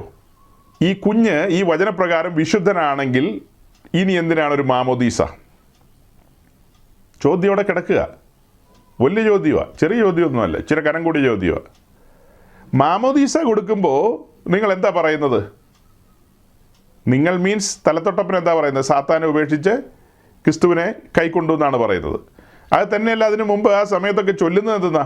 പാപമോചനത്തിനുള്ള മാമോദീസ ഒന്ന് മാത്രമെന്ന് ഏറ്റു പറയുന്നു. അപ്പോൾ ഈ കുഞ്ഞിനോടുള്ള ബന്ധത്തിൽ കുഞ്ഞിന് മാമോദീസ കൊടുക്കുന്ന എന്തിൻ്റെ പേരില? പാപമോചനത്തോടുള്ള ബന്ധത്തിലാണ്. പക്ഷെ വാക്യത്തിൽ നമ്മൾ വായിക്കുന്നത് എന്തെന്നാ? കുഞ്ഞ് വിശുദ്ധനാന്ന. അപ്പോൾ വിശുദ്ധനായ കുഞ്ഞിന് നീ എന്തിനാ മാമോദീസ? ഈ വാക്യത്തിൻ്റെ അർത്ഥം അതല്ലോ ആണോ സഹോദരങ്ങളെ? വിശുദ്ധനായൊരു പിതാവും വിശുദ്ധയായൊരു മാതാവിനും ലഭിക്കപ്പെടുന്നൊരു കുഞ്ഞ്, ദൈവത്തിൻ്റെ ദാനമായി ലഭിക്കപ്പെടുന്നൊരു കുഞ്ഞ്, ആ കുഞ്ഞും ആ ഒരു വിശുദ്ധിയുടെ പരിവേഷത്തിലാണ് നിൽക്കുന്നത് ആ കുടുംബത്തിൽ. അതാണ് അതിൻ്റെ അർത്ഥം. ഈ കുഞ്ഞിൽ പാപമില്ലെന്നല്ല അതിൻ്റെ അർത്ഥം. അങ്ങനെയാണ് വേദോസത്തിലെ വാക്യങ്ങളൊക്കെ മാറ്റി എഴുതേണ്ടി വരില്ലേ? സങ്കീർത്തനത്തിൽ എഴുതിയിരിക്കുന്ന പോലെ പാപത്തിൽ എൻ്റെ അമ്മ എന്നെ ഗർഭം ധരിച്ചു എന്ന് പറയുമ്പോൾ അത് ചില ആൾക്കാർക്ക് മാത്രമാണ്. ഞങ്ങൾക്ക് അങ്ങനെയല്ല. ഞങ്ങൾക്കുണ്ടാകുന്ന പിള്ളേരൊന്നും പാപത്തിലല്ല ജനിക്കുന്നതെന്ന് പറഞ്ഞു കഴിഞ്ഞാൽ അങ്ങനെ ഒരു വാദം കൊണ്ടുവരിക എന്ന് കൂട്ടിക്കോ. ഇപ്പോൾ ഈ വാക്യപ്രകാരം ഓർത്തഡോക്സുകാരനോ യാക്കോബായക്കാരനോ മർത്തോമക്കാരനോ അല്ലെങ്കിൽ കത്തോലിക്കനോ ആയ സഹോദരൻ പറയാണ്, ഞങ്ങൾ ഭാര്യ ഭർത്താക്കന്മാരായിട്ട് അപ്പനപ്പന്മാരായിട്ട് ഈ പറഞ്ഞ കൂട്ടത്തിലാണ്, ഞങ്ങൾക്കുണ്ടാകുന്ന കുട്ടികളും വിശുദ്ധരാണ് എന്ന് പറഞ്ഞു കഴിഞ്ഞാൽ ഈ കുട്ടികൾ ഒരിക്കലും മരിക്കരുത്. ഈ കുട്ടികൾ വലുതാകും, മുതിർന്നു വരും, അതിനുശേഷം ഒരിക്കലും ഇവരെന്ത് ചെയ്യരുത്? മരിക്കരുത്. കാരണം കുട്ടിയിൽ പാപമില്ലാത്ത അവസ്ഥയാണെങ്കിലല്ലേ അങ്ങനെ പറയാൻ പറ്റുള്ളൂ. അപ്പോൾ കുഞ്ഞുങ്ങളിൽ എന്തുണ്ട്? പാപമുണ്ട്, നിശ്ചയമായും ഉണ്ട്, പാപമുണ്ട്. അതുകൊണ്ടല്ലേ മരണം സംഭവിക്കുന്നത്. പാപം ഉണ്ടെന്നുള്ളത് കൊണ്ടല്ലേ നിങ്ങൾ തന്നെ മാമോദീസ കൊടുക്കുന്നത്. മാമോദീസയിൽ ഇതെല്ലാം നിങ്ങൾ പറയുന്നുണ്ട്. അപ്പോൾ ഈ വാക്യങ്ങളൊന്നും വില പോകില്ല. ഇതിൻ്റെ അർത്ഥമൊന്നും അതല്ല. ഇതിൻ്റെ ഒന്നും അർത്ഥം അതല്ല. രക്ഷയിൽ നിന്നും സ്നാനത്തിൽ നിന്നൊന്നും ഒളിച്ചോടാൻ ഇങ്ങനെ വാക്യങ്ങളൊന്നുമായിട്ട് വന്നിട്ട് കാര്യമില്ല. അവസാനം പെട്ടുപോകും. പള്ളിയിലച്ചന്മാർ പഠിപ്പിക്കുന്ന പഠിപ്പീരിനെ മുറുകെ പിടിച്ചുകൊണ്ട് പോയി കഴിഞ്ഞാൽ അവസാനം ചെന്നെത്തുന്ന സ്ഥലം നിത്യനാശമായിരിക്കും. ഞാൻ പുഞ്ചിരിയോടെയാണ് പറയുന്നത്. ഒരിക്കലും കോപത്തോടെയൊന്നുമല്ല, അധിക്ഷേപിക്കുന്നതല്ല, ആരെയും കൊച്ചാക്കുന്നതല്ല. ഇതൊരു സത്യമാണ്. ഇനി ഈ സത്യങ്ങൾ ഇങ്ങനെയല്ലാതെ മറച്ചു വെച്ച് പറയാൻ സമയമില്ല. അപ്പോൾ സഹോദരങ്ങളെ, ഈ പറയുന്ന കാര്യങ്ങൾ ഇതൊന്നും ആരെയും അധിക്ഷേപിക്കാൻ പറയുന്നതല്ല. കാലം ചുരുങ്ങിയിരിക്കുന്നു, ഇനി സമയമില്ല. ഇത് മൂടി വെച്ചും മറച്ചു വെച്ചും ഒക്കെ പറഞ്ഞുകൊണ്ടിരുന്ന മനുഷ്യരെല്ലാം നഷ്ടപ്പെട്ടു പോകും. ഇത് കേൾക്കുന്ന ഒരാൾ തനിച്ചിരുന്ന് കേൾക്കുക എന്ന് വിചാരിച്ചോ. കേൾക്കുമ്പോൾ അയക്ക് നെല്ലും പതിരും വേർതിരിച്ചു കൊടുക്കാൻ നമ്മളാരും അവരുടെ കൂട്ടത്തിലില്ല. വല്ലോ കപ്പലിലെ ജീവനക്കാരനാണെങ്കിൽ അവൻ അറബിക്കടലിൻ്റെ നടുക്കിരുന്നോ പസഫിക്കിൻ്റെ നടുക്കിരുന്നോ കേൾക്കുന്നതെങ്കിൽ നമുക്കവിടെ പോകാൻ പറ്റുമോ? അപ്പോൾ അവൻ ഇനി പൊരുൾ തിരിക്കാനൊന്നും നിൽക്കണ്ട. അല്ലാതെ തന്നെ അവൻ മനസ്സിലാക്കണം, ഈ പറയുന്ന പഠിപ്പീരുകളെല്ലാം അപകടത്തിലാണ്. ഇതാണ് സത്യവചനം. ഏതൊരു കുഞ്ഞും ഈ ഭൂമിയിൽ പിറക്കുന്നത് ആദാമി പ്രകൃതിയിലാണ്. പാപമുണ്ട്. പാപത്തിൽ തന്നെയാണ് എല്ലാ മനുഷ്യരും പിറന്നു വീഴുന്നത്. പാപത്തിലാണ് വളരുന്നത്. ആ വളർച്ചയുടെ ഘട്ടങ്ങളെ നിങ്ങൾ നോക്കിയാൽ കുഞ്ഞുങ്ങളുടെ ഷാഢ്യവും പല കാര്യങ്ങളുമൊക്കെ അതെല്ലാം പാപത്തിൻ്റെ ഫലമാണ്. പക്ഷെ ദൈവം അത് കണക്കിടുന്നില്ല. കൃപാലുവായ ദൈവം, മനസ്സലിവുള്ള ദൈവം ആ കുഞ്ഞുങ്ങൾക്ക് കാര്യങ്ങളെ തിരിച്ചറിയാൻ കഴിയാത്തത് കൊണ്ട് അതൊന്നും കണക്കിടില്ല. അതൊന്നും ശിക്ഷാവിധിക്ക് കാരണമാക്കില്ല. അതിനൊക്കെ തെളിവുണ്ട് നമുക്ക് പഴയ നിയമത്തിൽ നിന്നും പുതിയ നിയമത്തിൽ നിന്നും ഒക്കെ പഠിക്കുമ്പോൾ. ദാവീദിൻ്റെ കുഞ്ഞ് മരിച്ചപ്പോൾ ദാവീദ് എന്താ പറഞ്ഞത്? കുഞ്ഞ് നരകത്തിൽ പോയി എന്നാണോ പറഞ്ഞത്? കുഞ്ഞ് വിശ്രമത്തിലേക്ക് കടന്നിരിക്കുന്നു, ഇനി ഞാൻ അവൻ്റെ അടുക്കിലേക്ക് പോകുമെന്നാണ് ദാവീദ് പറയുന്നത്. അവൻ എൻ്റെ അടുക്കിലേക്ക് വരാൻ കഴിയില്ലല്ലോ, ഞാൻ അവൻ്റെ അടുക്കിലേക്ക് പോകുമെന്നാണ് പറയുന്നത്. അപ്പോൾ കുഞ്ഞുങ്ങളുടെ കാര്യത്തിൽ ആരും ഉത്കണ്ഠപ്പെടണ്ട, ഒരു മനുഷ്യനും ഉത്കണ്ഠപ്പെടണ്ട. അവർ മുന്നോട്ട് വന്നു കഴിയുമ്പോൾ അവർക്ക് പാപബോധം ഉളവാകണം, അവർ ക്രിസ്തുവിനെ രക്ഷിതാവും കർത്താവുമായി സ്വീകരിക്കണം. അങ്ങനെ അവർ ദൈവരാജ്യത്തിലേക്ക് പ്രവേശിക്കണം, അവർ രക്ഷ ആസ്വദിക്കണം. 2 മാസം പ്രായമായ കുഞ്ഞ് എങ്ങനെയാണ് രക്ഷ ആസ്വദിക്കുന്നത്? ആ സുവിശേഷത്തിൻ്റെ തേജസ് അതിനെ എങ്ങനെ സ്പർശിക്കും? അതിനെ എങ്ങനെ ഉഴുതുമറിക്കും എന്ന് പറ. അതിനെല്ലാം ഗ്രഹിക്കാൻ കഴിയുമോ? അപ്പോൾ ഇതെല്ലാം പ്രായപൂർത്തിയായി വരുന്ന ആളുകളുമായി ബന്ധപ്പെടുത്തി മാത്രം പറയുന്ന കാര്യങ്ങളാണ്. പരിച്ഛേദനയുമായി ബന്ധപ്പെടുത്തിയൊന്നും ഇതിനെ കണക്ട് ചെയ്ത് രക്ഷയെ. ചോദ്യം വരുന്നത് എങ്ങനെയാ? കുഞ്ഞിൻ്റെ അനുവാദം ഉണ്ടായിട്ടാണോ പരിച്ഛേദനയ്ക്ക് അപ്പനും അമ്മയും കുഞ്ഞിനെ എടുത്തുകൊണ്ട് പോയത് എന്നാ ചോദിക്കുന്നത്. അത് ദൈവം കൽപ്പിച്ചതാണ്. നിന്റെ തലമുറ ഇത്ര നാളിൽ പരിച്ഛേദന ഏൽക്കണമെന്ന്. പിന്നെ ഒരു ചോദ്യത്തിൻ്റെ ആവശ്യമില്ല. കുഞ്ഞിനോട് ചോദിക്കേണ്ട ആവശ്യമില്ല, തള്ളയോട് ചോദിക്കേണ്ട ആവശ്യമില്ല. വലുവനായ ദൈവം കൽപ്പിച്ചതാണ്. അത് അവർ നിറവേറ്റുന്നു, അത്ര തന്നെ. രക്ഷയുമായി ബന്ധപ്പെടുത്തി അങ്ങനെയാണോ പറഞ്ഞിരിക്കുന്നത്? രക്ഷ കൃപയാലാണ്, വിശ്വാസം മൂലമാണെന്ന് അതേ ദൈവം തന്നെയാണ് പറയുന്നത്. അപ്പോൾ നിങ്ങൾ ഏതിനാണ് വില കൊടുക്കുന്നത്? അബ്രഹാമിനോട് പറഞ്ഞ കാര്യത്തിനാണോ? അതെയോ അതിനേക്കാൾ വലിയ അപ്പോസ്തലന്മാർ പറഞ്ഞ കാര്യത്തിനാണോ പ്രാധാന്യമുള്ളത്? എന്നെ സംബന്ധിച്ച് അബ്രഹാമിനേക്കാളൊക്കെ ഉയർന്ന തലത്തിലാണ് അപ്പോസ്തലന്മാരിരിക്കുന്നത്. ഏറ്റവും ടോപ്പിലിരിക്കുന്ന അപ്പോസ്തലന്മാരാണ്. അവരിൽ നിന്നാണ് പരിശുദ്ധാത്മാവ് ഈ കാര്യം നമുക്ക് ബോധ്യപ്പെടുത്തി തരുന്നത്. രക്ഷയുടെ വഴി ഇതാണ്. സുവിശേഷം കേൾക്കണം, സുവിശേഷം പ്രസംഗിക്കണം. കേൾക്കാതെ എങ്ങനെ വിശ്വസിക്കുമെന്നാണ് വചനം ചോദിക്കുന്നത്. കേൾക്കാതെ വിശ്വസിക്കാൻ കഴിയില്ല. അത് കേൾക്കണമെങ്കിൽ പ്രസംഗിക്കണം, പ്രസംഗിക്കണമെങ്കിൽ അയക്കണം, അയക്കപ്പെടാതെ പ്രസംഗിക്കാൻ പറ്റില്ലല്ലോ. അപ്പോൾ ഇതെല്ലാം ദൈവത്തിൻ്റെ കാര്യപരിപാടികളാണ്. ഇതാണ് അതിൻ്റെ പാറ്റേൺ എന്ന് പറയുന്നത്. ഇതാണ് മാതൃക. ഇതിന് വെളിയിലേക്ക് നമുക്ക് പോകാൻ കഴിയില്ല. ഓക്കെ, അപ്പോൾ ഈ കൊരിന്ത്യർ ലേഖനത്തിലെ വാക്യം ഞാൻ നിങ്ങളുടെ മുമ്പിൽ വെച്ചു. അതിലെ ഒരു ഉയർന്നു വരുന്ന വലിയ ചോദ്യമാണ്. ആ ചോദ്യത്തെയും അഡ്രസ്സ് ചെയ്ത് കഴിഞ്ഞിരിക്കുന്നു. ഇനി അടുത്ത പടി എന്ന് പറയുന്നത് നമ്മൾ പറഞ്ഞ പോലെ വിശ്വാസ സ്നാനവുമായി ബന്ധപ്പെട്ട കാര്യമാണ്. അതിന് ഈ പ്രിയപ്പെട്ടവർ പറയുന്ന ഒരു കാര്യമുണ്ട്. ഈ പെന്തക്കോസ്റ്റിലേക്കൊക്കെ പോകുന്ന ആൾക്കാർ സ്നാനപ്പെടുമല്ലോ. അതൊക്കെ ഏതെങ്കിലും എപ്പിസ്കോപ്പൽ കൂട്ടങ്ങളിൽ നിന്ന മനുഷ്യരായിരിക്കും, കാത്തലിക്, ഓർത്തഡോക്സോ അല്ലെങ്കിൽ ഏതെങ്കിലുമൊക്കെ കൂട്ടങ്ങളിലായിരിക്കും. അങ്ങനെ പോയി സ്നാനപ്പെട്ട് കഴിയുമ്പോൾ ഭയങ്കര കോപമാണ്. ഏതോ മഹാപാതകം ചെയ്തതുപോലെയാണ് പറയുന്നത്. ക്രിസ്ത്യാനികളെ വീണ്ടും സ്നാനപ്പെടുത്തുകയോ, ക്രിസ്ത്യാനികളെ പിന്നെയും മാമോദീസ കൊടുക്കുകയോ, ഇങ്ങനെയൊക്കെയാണ് ചോദിക്കുന്നത്. വീണ്ടും ജനനത്തിലൂടെ അല്ലാതെ ഒരുവന് ക്രിസ്ത്യാനിയാകാൻ കഴിയില്ല. വീണ്ടും ജനിക്കുന്ന മെത്തേഡാണ് ഈ ആഴ്ചകളായിട്ട് പറഞ്ഞുകൊണ്ടിരിക്കുന്നത്. ഈ പറയപ്പെട്ട വഴിയിലൂടെയും വഴിത്താരയിലൂടെയും വന്നില്ലെങ്കിൽ വീണ്ടും ജനനം നടന്നിട്ടില്ല. തോന്നൽ മാത്രമാണ്, ചുമ്മാ തോന്നൽ മാത്രം. ആ തോന്നൽ കൊണ്ട് എത്ര കിലോമീറ്റർ നമുക്ക് പോകാൻ പറ്റും? എത്ര സമയം വരെ പോകാൻ പറ്റും? 70 ഏറിയാൽ 80 ഉള്ളൂ. അതും കഴിഞ്ഞ് പോകാൻ പറ്റുമോ? അവിടം വരെയൊക്കെ പോവാം. അത് കഴിഞ്ഞിട്ട് തോന്നലുമായിട്ട് അങ്ങോട്ട് ചെല്ല്, സമ്മാനം കിട്ടും. തോന്നലുമായിട്ട് പിന്നെ അങ്ങോട്ട് പോകാൻ പറ്റുമോ? അപ്പോൾ എന്താ മനസ്സിലാക്കേണ്ടത്? വീണ്ടും ജനിക്കണം. അങ്ങനെ വീണ്ടും ജനനാനുഭവത്തിലേക്ക് വരാത്തൊരു വ്യക്തിയെ സംബന്ധിച്ച് ദൈവരാജ്യത്തിലേക്ക് പ്രവേശിക്കാൻ കഴിയില്ല. ഇങ്ങനെ ദൈവരാജ്യത്തിലേക്ക് പ്രവേശിച്ച വ്യക്തിയാണ് സ്നാനപ്പെടേണ്ടത്. അപ്പോൾ ഈ കംപ്ലൈൻറ്റ് പറയുന്നത് എന്താണെന്ന് ചോദിച്ചാൽ വീണ്ടും സ്നാനം കൊടുക്കുന്നു എന്നാണ്. ഒരിക്കലുമില്ല. രണ്ടാമതൊരു സ്നാനമില്ല. ബൈബിൾ പഠിപ്പിക്കുന്ന ഒരേ ഒരു സ്നാനം എന്നുള്ളതാണ്. വിശ്വാസം ഒന്ന്, കർത്താവ് ഒന്ന്, സ്നാനം ഒന്ന്. പിന്നെ എങ്ങനെ വീണ്ടും കൊടുക്കുന്നത്? രണ്ടാമത് കൊടുക്കുന്നത് എങ്ങനെയാണ്? വിശുദ്ധ ബൈബിളിൽ അതിനെക്കുറിച്ച് എന്തെങ്കിലും മാർഗരേഖയുണ്ടോ അങ്ങനെ ചെയ്യുന്ന കാര്യത്തെക്കുറിച്ച്? അത് കാണണമെങ്കിൽ അപ്പോസ്തല പ്രവൃത്തി 19-ാം അധ്യായത്തിൽ പോകണം. 19-ാം അധ്യായത്തിൻ്റെ ആദ്യത്തെ ഒരു 2-3 വാക്യം ഒന്ന് വായിച്ചേ ഷിജു പാസ്റ്ററെ. അപ്പൊല്ലോസ് കൊരിന്തിലിരിക്കുമ്പോൾ പൗലോസ് ഉൾപ്രദേശങ്ങളിൽ സഞ്ചരിച്ച് എഫെസോസിലെത്തി ചില ശിഷ്യന്മാരെ കണ്ടു. നിങ്ങൾ വിശ്വസിച്ചിട്ട് പരിശുദ്ധാത്മാവിനെ പ്രാപിച്ചു എന്ന് അവരോട് ചോദിച്ചതിന് പരിശുദ്ധാത്മാവ് ഉണ്ടെന്ന് പോലും ഞങ്ങൾ കേട്ടിട്ടില്ല എന്ന് അവർ പറഞ്ഞു. എന്നാൽ ഏതായിരുന്നു നിങ്ങളുടെ സ്നാനമെന്ന് അവൻ അവരോട് ചോദിച്ചതിന് യോഹന്നാന്റെ സ്നാനം എന്ന് അവർ പറഞ്ഞു. അതിന് പൗലോസ് യോഹന്നാൻ മാനസാന്തര സ്നാനം അത്രേ കഴിപ്പിച്ചു, തന്റെ പിന്നാലെ വന്നവനായ യേശുവിൽ വിശ്വസിക്കണമെന്ന് ജനത്തോട് പറഞ്ഞു എന്ന് പറഞ്ഞു. ഇത് കേട്ടപ്പോൾ അവർ കർത്താവായ യേശുവിന്റെ നാമത്തിൽ സ്നാനമേറ്റു. പൗലോസ് അവരുടെ മേൽ കൈവച്ചപ്പോൾ പരിശുദ്ധാത്മാവ് അവരുടെ മേൽ വന്ന് അവർ അന്യഭാഷകളിൽ സംസാരിക്കുകയും പ്രവചിക്കുകയും ചെയ്തു. ആ പുരുഷന്മാർ എല്ലാം കൂടി 12ഓളമായിരുന്നു. ഈ വായിച്ച വേദഭാഗങ്ങളിൽ നമ്മൾ എന്താ മനസ്സിലാക്കുന്നത്? കർത്താവിൻ്റെ ദാസൻ പൗലോസ് എഫെസോസിൽ വന്നു. ഒരു പറ്റം ശിഷ്യന്മാരെ കണ്ടു. അവരാരുടെ ശിഷ്യന്മാരാ? യോഹന്നാൻ സ്നാപകൻ്റെ ശിഷ്യന്മാരാണ്. അവരോട് ചോദിച്ചു, നിങ്ങൾ പരിശുദ്ധാത്മാവിനെ പ്രാപിച്ചോ എന്ന് ചോദിച്ചപ്പോൾ പരിശുദ്ധാത്മാവെന്ന് അവർ കേട്ടിട്ട് പോലുമില്ല. അപ്പോൾ അതങ്ങനെ കേൾക്കാൻ സാധ്യതയുണ്ടല്ലോ സ്നാനത്തിൽ. അപ്പോൾ നിങ്ങളുടെ സ്നാനം ഏതാണെന്ന് ചോദിച്ചപ്പോൾ കാര്യം പറഞ്ഞു. ഇപ്പോൾ യോഹന്നാൻ മാനസാന്തര സ്നാനമാണ് നടത്തിക്കൊണ്ടിരുന്നത്. അതായത് യഹൂദ മതവുമായി ബന്ധപ്പെട്ട് അവിടെ അദ്ദേഹം മാനസാന്തര സ്നാനം നടത്തിക്കൊണ്ടിരുന്നു. അത് ക്രിസ്തീയ സഭയുടെ സ്നാനവുമായിട്ട് ഒരു ബന്ധമുള്ള കാര്യമല്ല. അപ്പോൾ അദ്ദേഹം നടത്തിയ ആ സ്നാനം അതിന് വാലിഡിറ്റി ഇല്ല. യോഹന്നാൻ്റെ സ്നാനത്തിന് ദൈവരാജ്യ സംബന്ധിയായ കാര്യത്തിന് വാലിഡിറ്റി ഇല്ല. ഇതിലേക്ക് പ്രവേശിക്കാൻ കഴിയില്ല ആ സ്നാനവുമായി ബന്ധപ്പെട്ട്. അപ്പോൾ ആ സ്നാനവുമായി ബന്ധപ്പെട്ട കാര്യങ്ങളെല്ലാം പൗലോസ് അവിടെ റദ്ദ് ചെയ്തു. അതിനൊരു പ്രാധാന്യമില്ല, അതിനൊരു പ്രസക്തിയില്ല. അത് യഹൂദ മതവുമായി ബന്ധപ്പെട്ട കാര്യമാണ്. ഇവിടെ സുവിശേഷം കേട്ട് വീണ്ടും ജനിച്ച് ദൈവരാജ്യത്തിലേക്ക് പ്രവേശിക്കുന്ന ഒരുവൻ വിശ്വാസ സ്നാനത്തിലൂടെയാണ് മുൻപോട്ട് വരേണ്ടത്. വിശ്വാസ സ്നാനത്തിലൂടെ.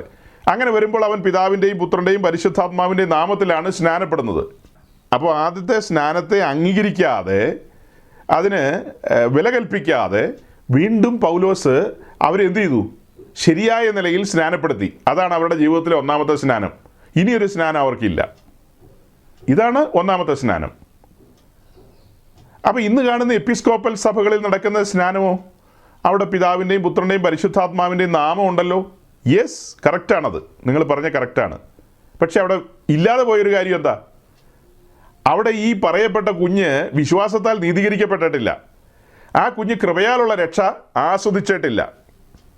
ഈ മാമോദീസയ്ക്ക് കൊണ്ടുവരുന്ന കുഞ്ഞ് വിശ്വാസത്താലുള്ള നീതീകരണം പ്രാപിച്ചിട്ടില്ല. വിശ്വാസത്താൽ നീതീകരണം പ്രാപിച്ച ഒരു വ്യക്തിക്ക് മാത്രമാണ് വിശ്വാസ സ്നാനത്തിനിറങ്ങാനായിട്ട് കഴിയൂ. കുഞ്ഞിൻ്റെ കാര്യത്തിൽ അത് നിലനിൽക്കുന്ന കാര്യമല്ല. കോടതി അത് അംഗീകരിക്കില്ല. ദൈവത്തിൻ്റെ കോടതി അത് ഒരിക്കലും അംഗീകരിക്കില്ല. കുഞ്ഞിനെയും കൈകാര്യം ചെയ്യും, തള്ളനെയും കൈകാര്യം ചെയ്യും. അതുകൊണ്ട് കേൾക്കുന്നവരെല്ലാം ഓർത്തോ, ഈ വിഷയം നിങ്ങൾ പഠിച്ചോ. ദൈവസന്നിധിയിൽ നിഷ്പക്ഷമായിട്ടിരുന്ന് പഠിക്കുക. വെറുതെ ചാവേറാകല്ലേ, വെറുതെ മതത്തിൻ്റെ അടിമകളാകല്ലേ. ഓരോരോ മതങ്ങൾ, ഓർത്തഡോക്സ് മതം, കത്തോലിക്ക മതം, അങ്ങനെ ഒത്തിരി മതങ്ങളുണ്ട്. അതുപോലൊരു മതം തന്നെയാണ് ഇപ്പോൾ പെന്തിക്കോസ് മതവും. സഹോദരങ്ങളെ, ഞങ്ങൾ ഈ കഴിഞ്ഞ കാലങ്ങളിൽ പ്രസംഗിച്ചുകൊണ്ടിരിക്കുന്ന നിങ്ങൾ ശ്രദ്ധിക്കുക. ഞങ്ങൾ ആരുടെ അടിമകളായിട്ടല്ല പ്രസംഗിക്കുന്നത്. ഞങ്ങൾ ഉൾപ്പെട്ട് നിൽക്കുന്ന സമൂഹം, പെന്തക്കോസ്ത് സമൂഹം എന്ന് പറയുന്ന ആ സമൂഹത്തിൽ വചനവിരുദ്ധമായ കാര്യങ്ങളെ കണ്ടാൽ സാരമില്ല, നമ്മുടെ കൂട്ടരല്ലേ, കണ്ണടച്ചേക്കാം, അങ്ങനെയൊന്നുമല്ല. അതിനിശ്ചിതമായി അതിനെ എതിർക്കും. വേദപുസ്തകമായി ഒത്തുപോകാത്ത കാര്യമാണെങ്കിൽ അത് ഈ കൂട്ടത്തിലുള്ള സകല മനുഷ്യരുടെയും ഒരു സ്വഭാവ മേന്മയായിട്ടാണ് എനിക്ക് തോന്നുന്നത്. ബാക്കിയുള്ള സ്ഥലങ്ങളിൽ ചിന്താശേഷിയില്ലാത്ത മനുഷ്യരാണ്. ആരോ പണ്ടെങ്ങാണ്ട് പറഞ്ഞു എന്ന കാര്യം ഇപ്പോഴും ചുമലിലേറ്റി കൊണ്ടു നടക്കുകയാണ്. അത് വേദപുസ്തകമായിട്ട് ഒത്തുപോകോ ഇല്ലയോ ചിന്തിക്കുന്നില്ല. അപ്പോൾ പ്രിയ സഹോദരങ്ങളെ,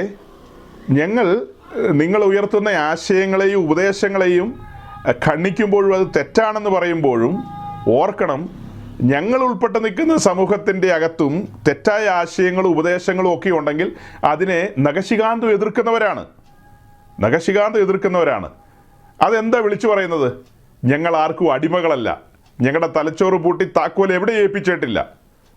ഞങ്ങൾ ഉൾപ്പെട്ട് നിൽക്കുന്ന പെന്തിക്കോസ് സമൂഹത്തിൽ തെറ്റായ വലിയൊരു പ്രവണതയുണ്ട് ഇപ്പോൾ. ആ പ്രവണത എന്തെന്ന് ചോദിച്ചാൽ, ഒന്ന് പറഞ്ഞ് രണ്ട് പറഞ്ഞ് ആളുകളെ സ്നാനപ്പെടുത്തുന്ന ഒരു രീതിയുണ്ട്. വിശ്വാസത്താലുള്ള നീതീകരണം, അതുപോലെ കൃപയാലുള്ള രക്ഷയെ ആസ്വദിക്കാത്ത ആളുകളെ, ഞാൻ പറഞ്ഞല്ലോ പലതും പറഞ്ഞ ആളുകളെ സ്നാനപ്പെടുത്തും. ചില ശുശ്രൂഷകരെ തെറ്റായ കാര്യങ്ങളെ പറയും, സ്വർഗത്തിൽ പോകാൻ സ്നാനമേൽക്കണ്ടേ എന്നൊക്കെ ചോദിച്ച് അങ്ങനെയൊക്കെ ആളുകളെ ഭയപ്പെടുത്തി കളയും.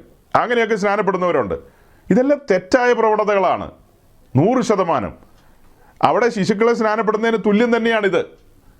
തികച്ചും തെറ്റാണ്. അവരൊന്നും നിത്യത കണി കാണില്ല, നിത്യതയുടെ പടിക്കെട്ട് കാണില്ല അവരൊന്നും. ഒരുവൻ നിത്യതയിൽ പ്രവേശിക്കണമെങ്കിൽ, കാഹളം കേൾക്കണമെങ്കിൽ അവൻ പുതുതായി ജനിക്കണം. അത് അങ്ങനെ സംഭവിക്കണമെങ്കിൽ എന്ത് ചെയ്യണം? വചനം പ്രസംഗിക്കണം, സുവിശേഷം പ്രസംഗിക്കണം. സുവിശേഷത്തിലൂടെയാണ് വീണ്ടും ജനനം. അങ്ങനെ വീണ്ടും ജനിച്ച വ്യക്തിയാണ് ഈ വഴിയിലേക്ക് വരേണ്ടത്.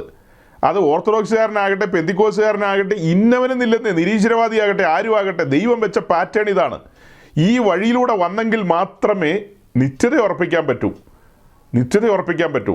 അല്ലെങ്കിൽ വലിയ നഷ്ടമായിരിക്കും സംഭവിക്കുന്നത്. അപ്പം ഇത് ഇടയ്ക്ക് ഞാനൊന്ന് ഓർമ്മിപ്പിച്ചതാണ്.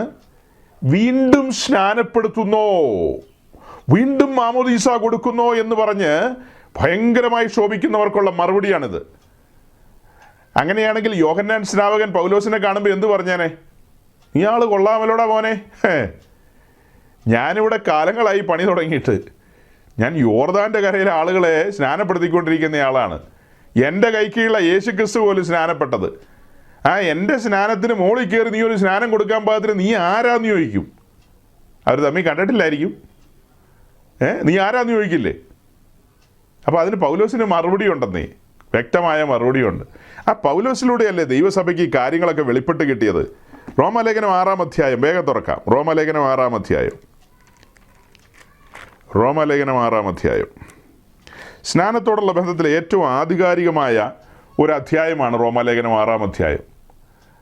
ആദ്യത്തെ 5 അധ്യായങ്ങളിലൂടെ രക്ഷയുമായി ബന്ധപ്പെട്ട കാര്യങ്ങൾ, അതായത് പാപത്തെക്കുറിച്ചും പാപത്തിൽ നിന്നുള്ള വിടുതലിനെക്കുറിച്ചും ഒക്കെ ആഴത്തിൽ വർണ്ണിക്കുകയാണ്.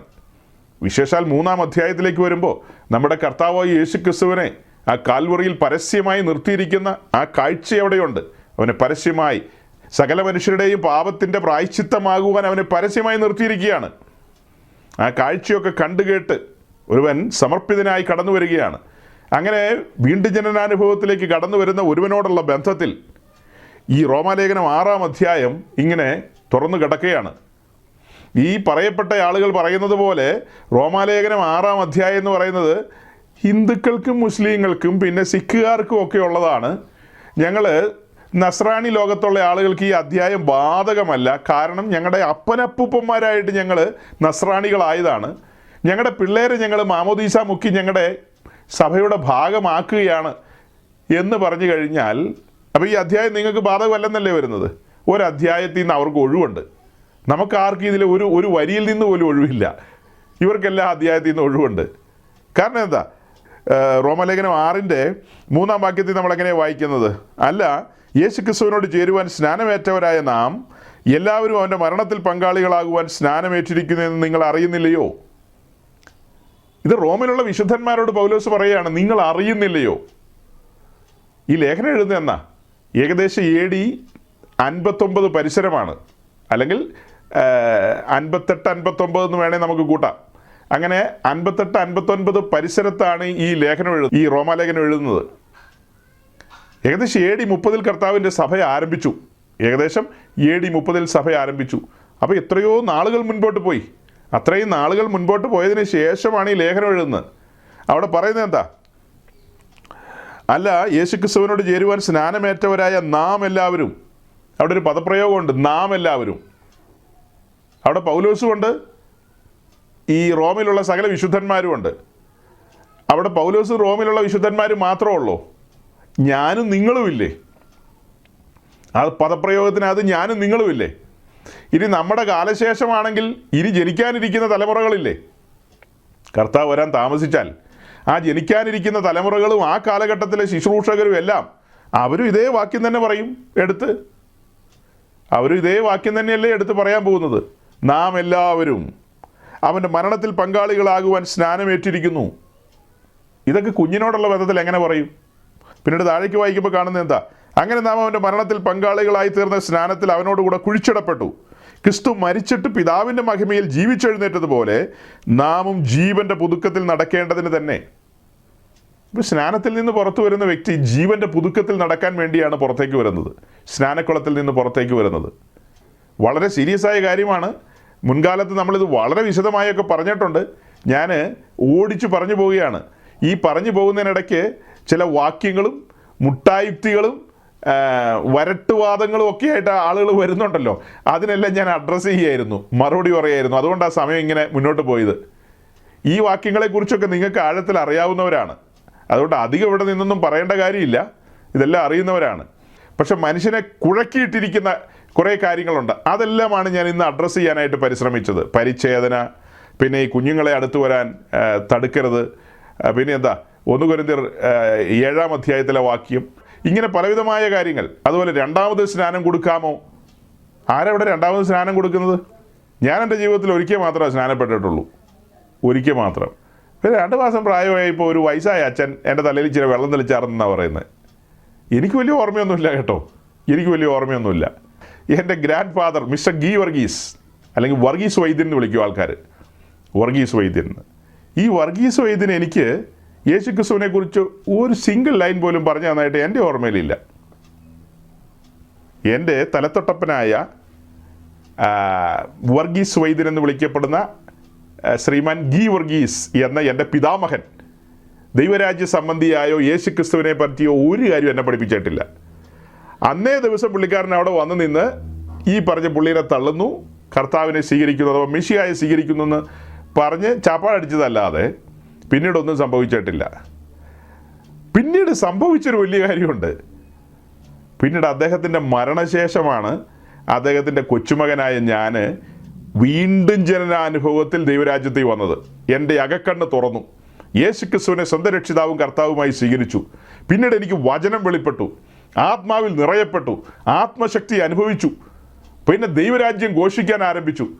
ക്രിസ്തുവിനെക്കുറിച്ചും ദൈവരാജ്യത്തെക്കുറിച്ചുമുള്ള അനേക വെളിപ്പാടുകൾ ലഭിച്ചു. എൻ്റെ പിതാമകൻ ഇതൊന്നും ലഭിച്ചില്ല. അദ്ദേഹം സാത്താനെ പലവട്ടം തള്ളിയതാ. അദ്ദേഹത്തിന് മക്കളുണ്ടല്ലോ, അവർക്കെല്ലാം മക്കളുണ്ടായി, കൊച്ചുമക്കളുണ്ടായല്ലോ. അവരുടെ എല്ലാം മാമോദീസയ്ക്ക്, ആദ്യത്തെ കുട്ടികളുടെ മാമോദീസയ്ക്ക് പുള്ളി പോയി നിന്ന് സാത്താനെ തള്ളിയിട്ടുണ്ട് പലപ്പോഴായിട്ടും. സാത്താനെ തള്ളി എന്ന് പറയുന്ന അവർക്ക് ആർക്കും ഈ ദൈവരാജ്യത്തിൻ്റെ മഹിമയോ വിശ്വാസ സ്നാനത്തിൻ്റെ ആഴമോ നിത്യതയെ കുറിക്കുന്ന കാര്യങ്ങളൊന്നും വെളിപ്പെട്ട് കിട്ടിയില്ല. കാരണം എന്നാ? ഈ ശരിയായ പാതയിലേക്ക് വരാൻ അവർക്ക് ഭാഗ്യം ലഭിച്ചില്ല. നമുക്ക് ഓർക്കുമ്പോൾ ദുഃഖമുണ്ട് സഹോദരങ്ങളെ. ഞാനിങ്ങനെയൊക്കെ പ്രസംഗിക്കുമ്പോഴും അതൊക്കെ ഒരു നൊമ്പരമല്ലേ. നമ്മുടെ പൂർവ്വന്മാർക്കൊന്നും ഈ സത്യം വെളിപ്പെട്ട് കിട്ടിയില്ല, പൂർവ്വപിതാക്കന്മാർക്കൊന്നും. അവരറിഞ്ഞതുപോലെ ജീവിച്ചില്ലേ എന്ന് ചോദിച്ചാൽ അറിഞ്ഞതുപോലെ ഒന്നും ജീവിച്ചാൽ പോരാ. പുസ്തകം പഠിപ്പിക്കുന്നത് എങ്ങനെയാണോ അതാണ് മെത്തേഡ്. അവരറിഞ്ഞത് വേറെ രീതിയിലായിരിക്കും, അവരറിഞ്ഞത് വേറെ പല രീതിയിലായിരിക്കും. അവരറിഞ്ഞ കാര്യങ്ങളും കൊണ്ട് ദൈവരാജ്യത്തിൽ വരാൻ പറ്റുമോ? നമ്മൾ ഓരോരുത്തരും പല പല കാര്യങ്ങൾ അറിയുന്നുണ്ട്. അതെല്ലാം വെച്ചിട്ട് ദൈവസന്നിധി ചെല്ലാൻ പറ്റുമോ? ദൈവസന്നിധി ചെല്ലാൻ ദൈവം വ്യവസ്ഥ വെച്ചിട്ടുണ്ട്. പാപിയായ മനുഷ്യന് ദൈവത്തിൻ്റെ സന്നിധിയിലേക്ക് അടുക്കണമെങ്കിൽ മുൻപിലൊരു യാഗപീഠമുണ്ട്. അതാണ് കാൽവറിയിലെ ക്രൂശ്. ആ ക്രൂശിൽ അഭയം ചൊല്ലണം. ഏതൊരു വ്യക്തിയും, ഈ ഭൂമിയിൽ മനുഷ്യനായിട്ട് പിറന്ന ഏതൊരു വ്യക്തിയും, ഇപ്പോൾ നമ്മൾ കാണിച്ച ആ പിക്ചറിലെ വാതിൽ കഴിഞ്ഞാൽ യാഗപീഠം, ഒരേ ഒരു യാഗപീഠം, ഒരേ ഒരു വാതിൽ. ആ യാഗപീഠം കാണിക്കുന്നത് എന്താ? മധ്യസ്ഥനായ ക്രിസ്തുവിനെയാണ്. ഭാവിയായ മനുഷ്യനെ പരിശുദ്ധനായ ദൈവത്തോട് നിരപ്പിക്കുന്ന മധ്യസ്ഥൻ, തിമോഥെയോസിന്റെ ലേഖനത്തിലെ വാക്യം. അങ്ങനെ അവിടെ നിരപ്പിക്കപ്പെടുകയാണ്. അങ്ങനെ നിരപ്പിക്കപ്പെട്ട വ്യക്തിക്ക് മാത്രമേ ദൈവമായിട്ടൊരു ബന്ധത്തിലേക്ക് വരാൻ കഴിയൂ. ഈ റോമലേഖനം 6-ാം അധ്യായത്തിൻ്റെ താഴെ ഒരു വാക്യമുണ്ട്. അതിൻ്റെ 7-8 വാക്യം നോക്കുമ്പോൾ അവിടെ കാണുന്നത്, അങ്ങനെ മരിച്ചവൻ പാപത്തിൽ നിന്ന് മോചനം പ്രാപിച്ചിരിക്കുന്നു. പാപസംബന്ധമായി മരിച്ചെന്നും ബോധ്യപ്പെട്ടവൻ, അത് സമ്മതിക്കുന്നവൻ, ഏറ്റുപറയുന്നവൻ പാപത്തിൽ നിന്ന് മോചനം പ്രാപിച്ചിരിക്കുന്നു. അടുത്തപടി, നാം ക്രിസ്തുവിനോടുകൂടെ മരിച്ചുവെങ്കിൽ അവനോടുകൂടെ ജീവിക്കും. ക്രിസ്തുവിനോടുകൂടെ മരിച്ചെങ്കിൽ അവനോടുകൂടെ ജീവിക്കും. അത് കഴിഞ്ഞിട്ട്, ക്രിസ്തു മരിച്ചിട്ട് ഉയർത്തെഴുന്നേറ്റിരിക്കയാൽ ഇനി മരിക്കയില്ല, മരണത്തിന് അവൻ്റെ മേൽ ഇനി കർത്തൃത്വമില്ല എന്ന് നാം അറിയുന്നുവല്ലോ. ക്രിസ്തുവിൻ്റെ മേൽ മരണത്തിന് കർത്തൃത്വമില്ല. അതുപോലെ തന്നെയാണ് രക്ഷിക്കപ്പെട്ട് സ്നാനപ്പെട്ട വ്യക്തിയുടെ മേൽ മരണത്തിന് ഒരു കർത്തൃത്വമില്ല. അതെങ്ങനെയാണ് നമ്മൾ തെളിയിച്ചത്? രക്ഷിക്കപ്പെട്ട വ്യക്തി സ്നാനപ്പെട്ട് കഴിയുമ്പോൾ സാത്താനുമായിട്ടുള്ള എല്ലാ അക്കൗണ്ടും ക്ലോസ് ചെയ്യപ്പെടുകയാണ്. അയാൾ മരണത്തിൽ നിന്ന് സമ്പൂർണ്ണമായും പുറത്തേക്ക് വന്നിരിക്കുകയാണ്. അതിനൊരു നിഴൽ വെച്ചിട്ടാണ് നമ്മൾ പറയുന്നത്. ഇസ്രായേൽ മിസ്രൈം വിട്ടു, പിന്നത്തേതിൽ ചെങ്കടൽ കടന്നു, അവർ മരുഭൂമിയിലേക്ക് പ്രവേശിച്ചു. ആ ചെങ്കടൽ കടക്കുന്ന സ്നാനത്തിനൊരു മുൻകുറി. ചെങ്കടൽ കടക്കുന്നത് വരെയുള്ള ആ സ്ഥലം എന്ന് പറയുന്നത് അതാണ് സീനായി ഉപദ്വീപ് അഥവാ സീനായി പെനിൻസുല. ആ സ്ഥലത്തിൻ്റെ അവകാശിയും അധികാരിയും ഫറവോൻ തന്നെയാണ്. ഇവർ പെസഹായും ചോരത്തലി ആചരിച്ച് അവിടെ നിന്ന് പുറപ്പെട്ടതാണെങ്കിലും ഇവരിപ്പോഴും ഫറവോൻ്റെ ടെറിട്ടറിയിലാണ്. അതുപോലെ തന്നെയാണ് ഒരു വ്യക്തി രക്ഷിക്കപ്പെട്ടെന്ന് പറഞ്ഞാൽ, ആത്മരക്ഷ പ്രാപിച്ചെന്ന് പറഞ്ഞാലും അയാളുടെ ശരീരത്തിന് മേലും അയാളുടെ ദേഹിയുടെ മേലെല്ലാം സാത്താൻ ക്ലെയിം ചെയ്യും. അപ്പോൾ സാത്താനുമായിട്ടുള്ള എല്ലാ അക്കൗണ്ടും ക്ലോസ് ചെയ്യുന്നതാണ് സ്നാനത്തിൽ. സ്നാനം എന്ന് പറയുന്ന ഒരു ഫ്യൂണറൽ സർവീസാണ്. ആ ജലക്കല്ലറയിൽ ആ പഴയ മനുഷ്യനെ, സാത്താനുമായി ബന്ധമുണ്ടായിരുന്ന ആ പഴയ മനുഷ്യനെ അവിടെ അടക്കം ചെയ്യുകയാണ്. അങ്ങനെ അടക്കം ചെയ്തതിന് ശേഷം അടുത്ത പടി എന്ന് പറയുന്നത് നമ്മൾ കാണുന്നത് എന്താ? ആ കല്ലറയിൽ നിന്ന് ആ മനുഷ്യൻ പുനരുദ്ധാനം പ്രാപിക്കുകയാണ്. ആ ജലക്കല്ലറയിൽ നിന്ന് പുറത്തേക്ക് വരുന്നതിനെ നമ്മൾ എന്താ വിളിക്കുന്നത്? ഉയർപ്പിൻ ശക്തിയാൽ പുറത്തേക്ക് വരികയാണ്, പുനരുദ്ധാന ശക്തിയാൽ പുറത്തേക്ക് വരികയാണ്. അവനൊരു പുതിയ സൃഷ്ടിയാണ്. അവൻ ജീവൻ്റെ പുതുക്കത്തിൽ നടക്കാൻ വരുന്നവനാണ്. അത് മാത്രമല്ല, ഒരു ഗൗരവമായ വാക്യം വായിച്ച് കേൾപ്പിക്കാം. അതിൻ്റെ 10ാം വാക്യത്തിലേക്ക് വരുമ്പോൾ, അവൻ മരിച്ചത് പാപസംബന്ധമായി ഒരിക്കലായിട്ട് മരിച്ചു, അവൻ ജീവിക്കുന്നതോ ദൈവത്തിനായി ജീവിക്കുന്നു. ഇവിടെ ക്രിസ്തുവിനെ കുറിച്ചാണ് പറയുന്നത്. പാപത്തോടുള്ള ബന്ധത്തിൽ, അതായത് ക്രിസ്തു ഭാവിയാണെന്നുള്ള അർത്ഥത്തിലല്ല, പാപത്തിന് വില കൊടുക്കാൻ വന്നവൻ പാപസംബന്ധമായാണ് തൻ്റെ മരണം സംഭവിച്ചിരിക്കുന്നത്. മനുഷ്യവർഗത്തിൻ്റെ പാപത്തിൻ്റെ പരിഹാരകനായി താൻ മരിച്ചിരിക്കുന്നു. അങ്ങനെ മരിച്ചിട്ട് ഉയർത്തെഴുന്നേറ്റിരിക്കുന്ന ക്രിസ്തു ജീവിക്കുന്നതോ ദൈവത്തിനായി ജീവിക്കുന്നു. ഉയർത്തെഴുന്നേറ്റ ക്രിസ്തു ആർക്കായിട്ടാണ് ജീവിക്കുന്നത്? ദൈവത്തിനായിട്ട് ജീവിക്കുന്നു. ഒരു വെല്ലുവിളി ഉണ്ട് കേട്ടോ അവിടെ. സൂക്ഷിച്ചൊന്ന് നോക്കിയാലേ. ബൈബിള് കയ്യിലില്ലാത്തവർ നോക്കേണ്ട, നിങ്ങൾ ഭാഗ്യവാന്മാർ. കയ്യിലുള്ളവരത് നോക്കിയിട്ടുണ്ടെങ്കിൽ അപകടമാണ്. നോക്കിയാൽ അപകടം തന്നെ. അതായത് അവൻ ജീവിക്കുന്നതോ ദൈവത്തിനായി ജീവിക്കുന്നു. 11ാം വാക്യം, അതുകൊണ്ട് നിങ്ങളും പാപസംബന്ധമായി മരിച്ചവരെന്നും ക്രിസ്തുയേശുവിൽ ദൈവത്തിനായി ജീവിക്കുന്നവരെന്നും നിങ്ങളെ തന്നെ എണ്ണുവിൻ. വിശ്വാസത്താൽ നീതീകരിക്കപ്പെട്ട് വിശ്വാസ സ്നാനത്തിന് ഇറങ്ങിത്തിരിച്ച് ദൈവരാജ്യത്തിൽ വസിക്കുന്ന നമ്മെ സംബന്ധിച്ച് നമ്മളോട് പറയുകയാണ്, നമ്മളിനി ജീവിക്കുന്നത് ദൈവത്തിനായിട്ടാണ് ജീവിക്കുന്നതെന്ന്. അത് കൊള്ളാം. അതിനാണ് ഇത്രയൊക്കെ പറഞ്ഞത്. നമ്മൾ ജീവിക്കുന്നത് നമുക്കായിട്ടല്ലെന്ന്, ദൈവത്തിനായിട്ടാണ് ജീവിക്കുന്നത്. ഇത് ദൈവമക്കൾ എല്ലാവരും ഒന്ന് മനസ്സിലാക്കേണ്ട വാക്യമാണ് കേട്ടോ. ജീവിക്കുന്ന ആർക്കായിട്ടാ? ദൈവത്തിനായിട്ടാണ്. അപ്പം വിശ്വാസത്താലുള്ള നീതീകരണവും വിശ്വാസത്താലുള്ള സ്നാനവും ഒക്കെ വളരെ ഗൗരവമാണ്. ഇതൊന്നും കൊച്ചു പിള്ളേരുടെ തലയിൽ വെള്ളം ഒഴിക്കുന്ന ഇടപാടല്ല. ഇതൊന്നും അങ്ങനത്തെ കാര്യമല്ലത്. ഇത് വളരെ ഗൗരവമായ കാര്യമാണ്, വളരെ സീരിയസ് ആയ കാര്യമാണ്. അതൊന്നും ഉപേക്ഷയായിട്ട് വിചാരിക്കാൻ പാടില്ല. അതൊന്നും ഒരു തമാശയായിട്ട് എടുക്കരുത് ഒരിക്കലും.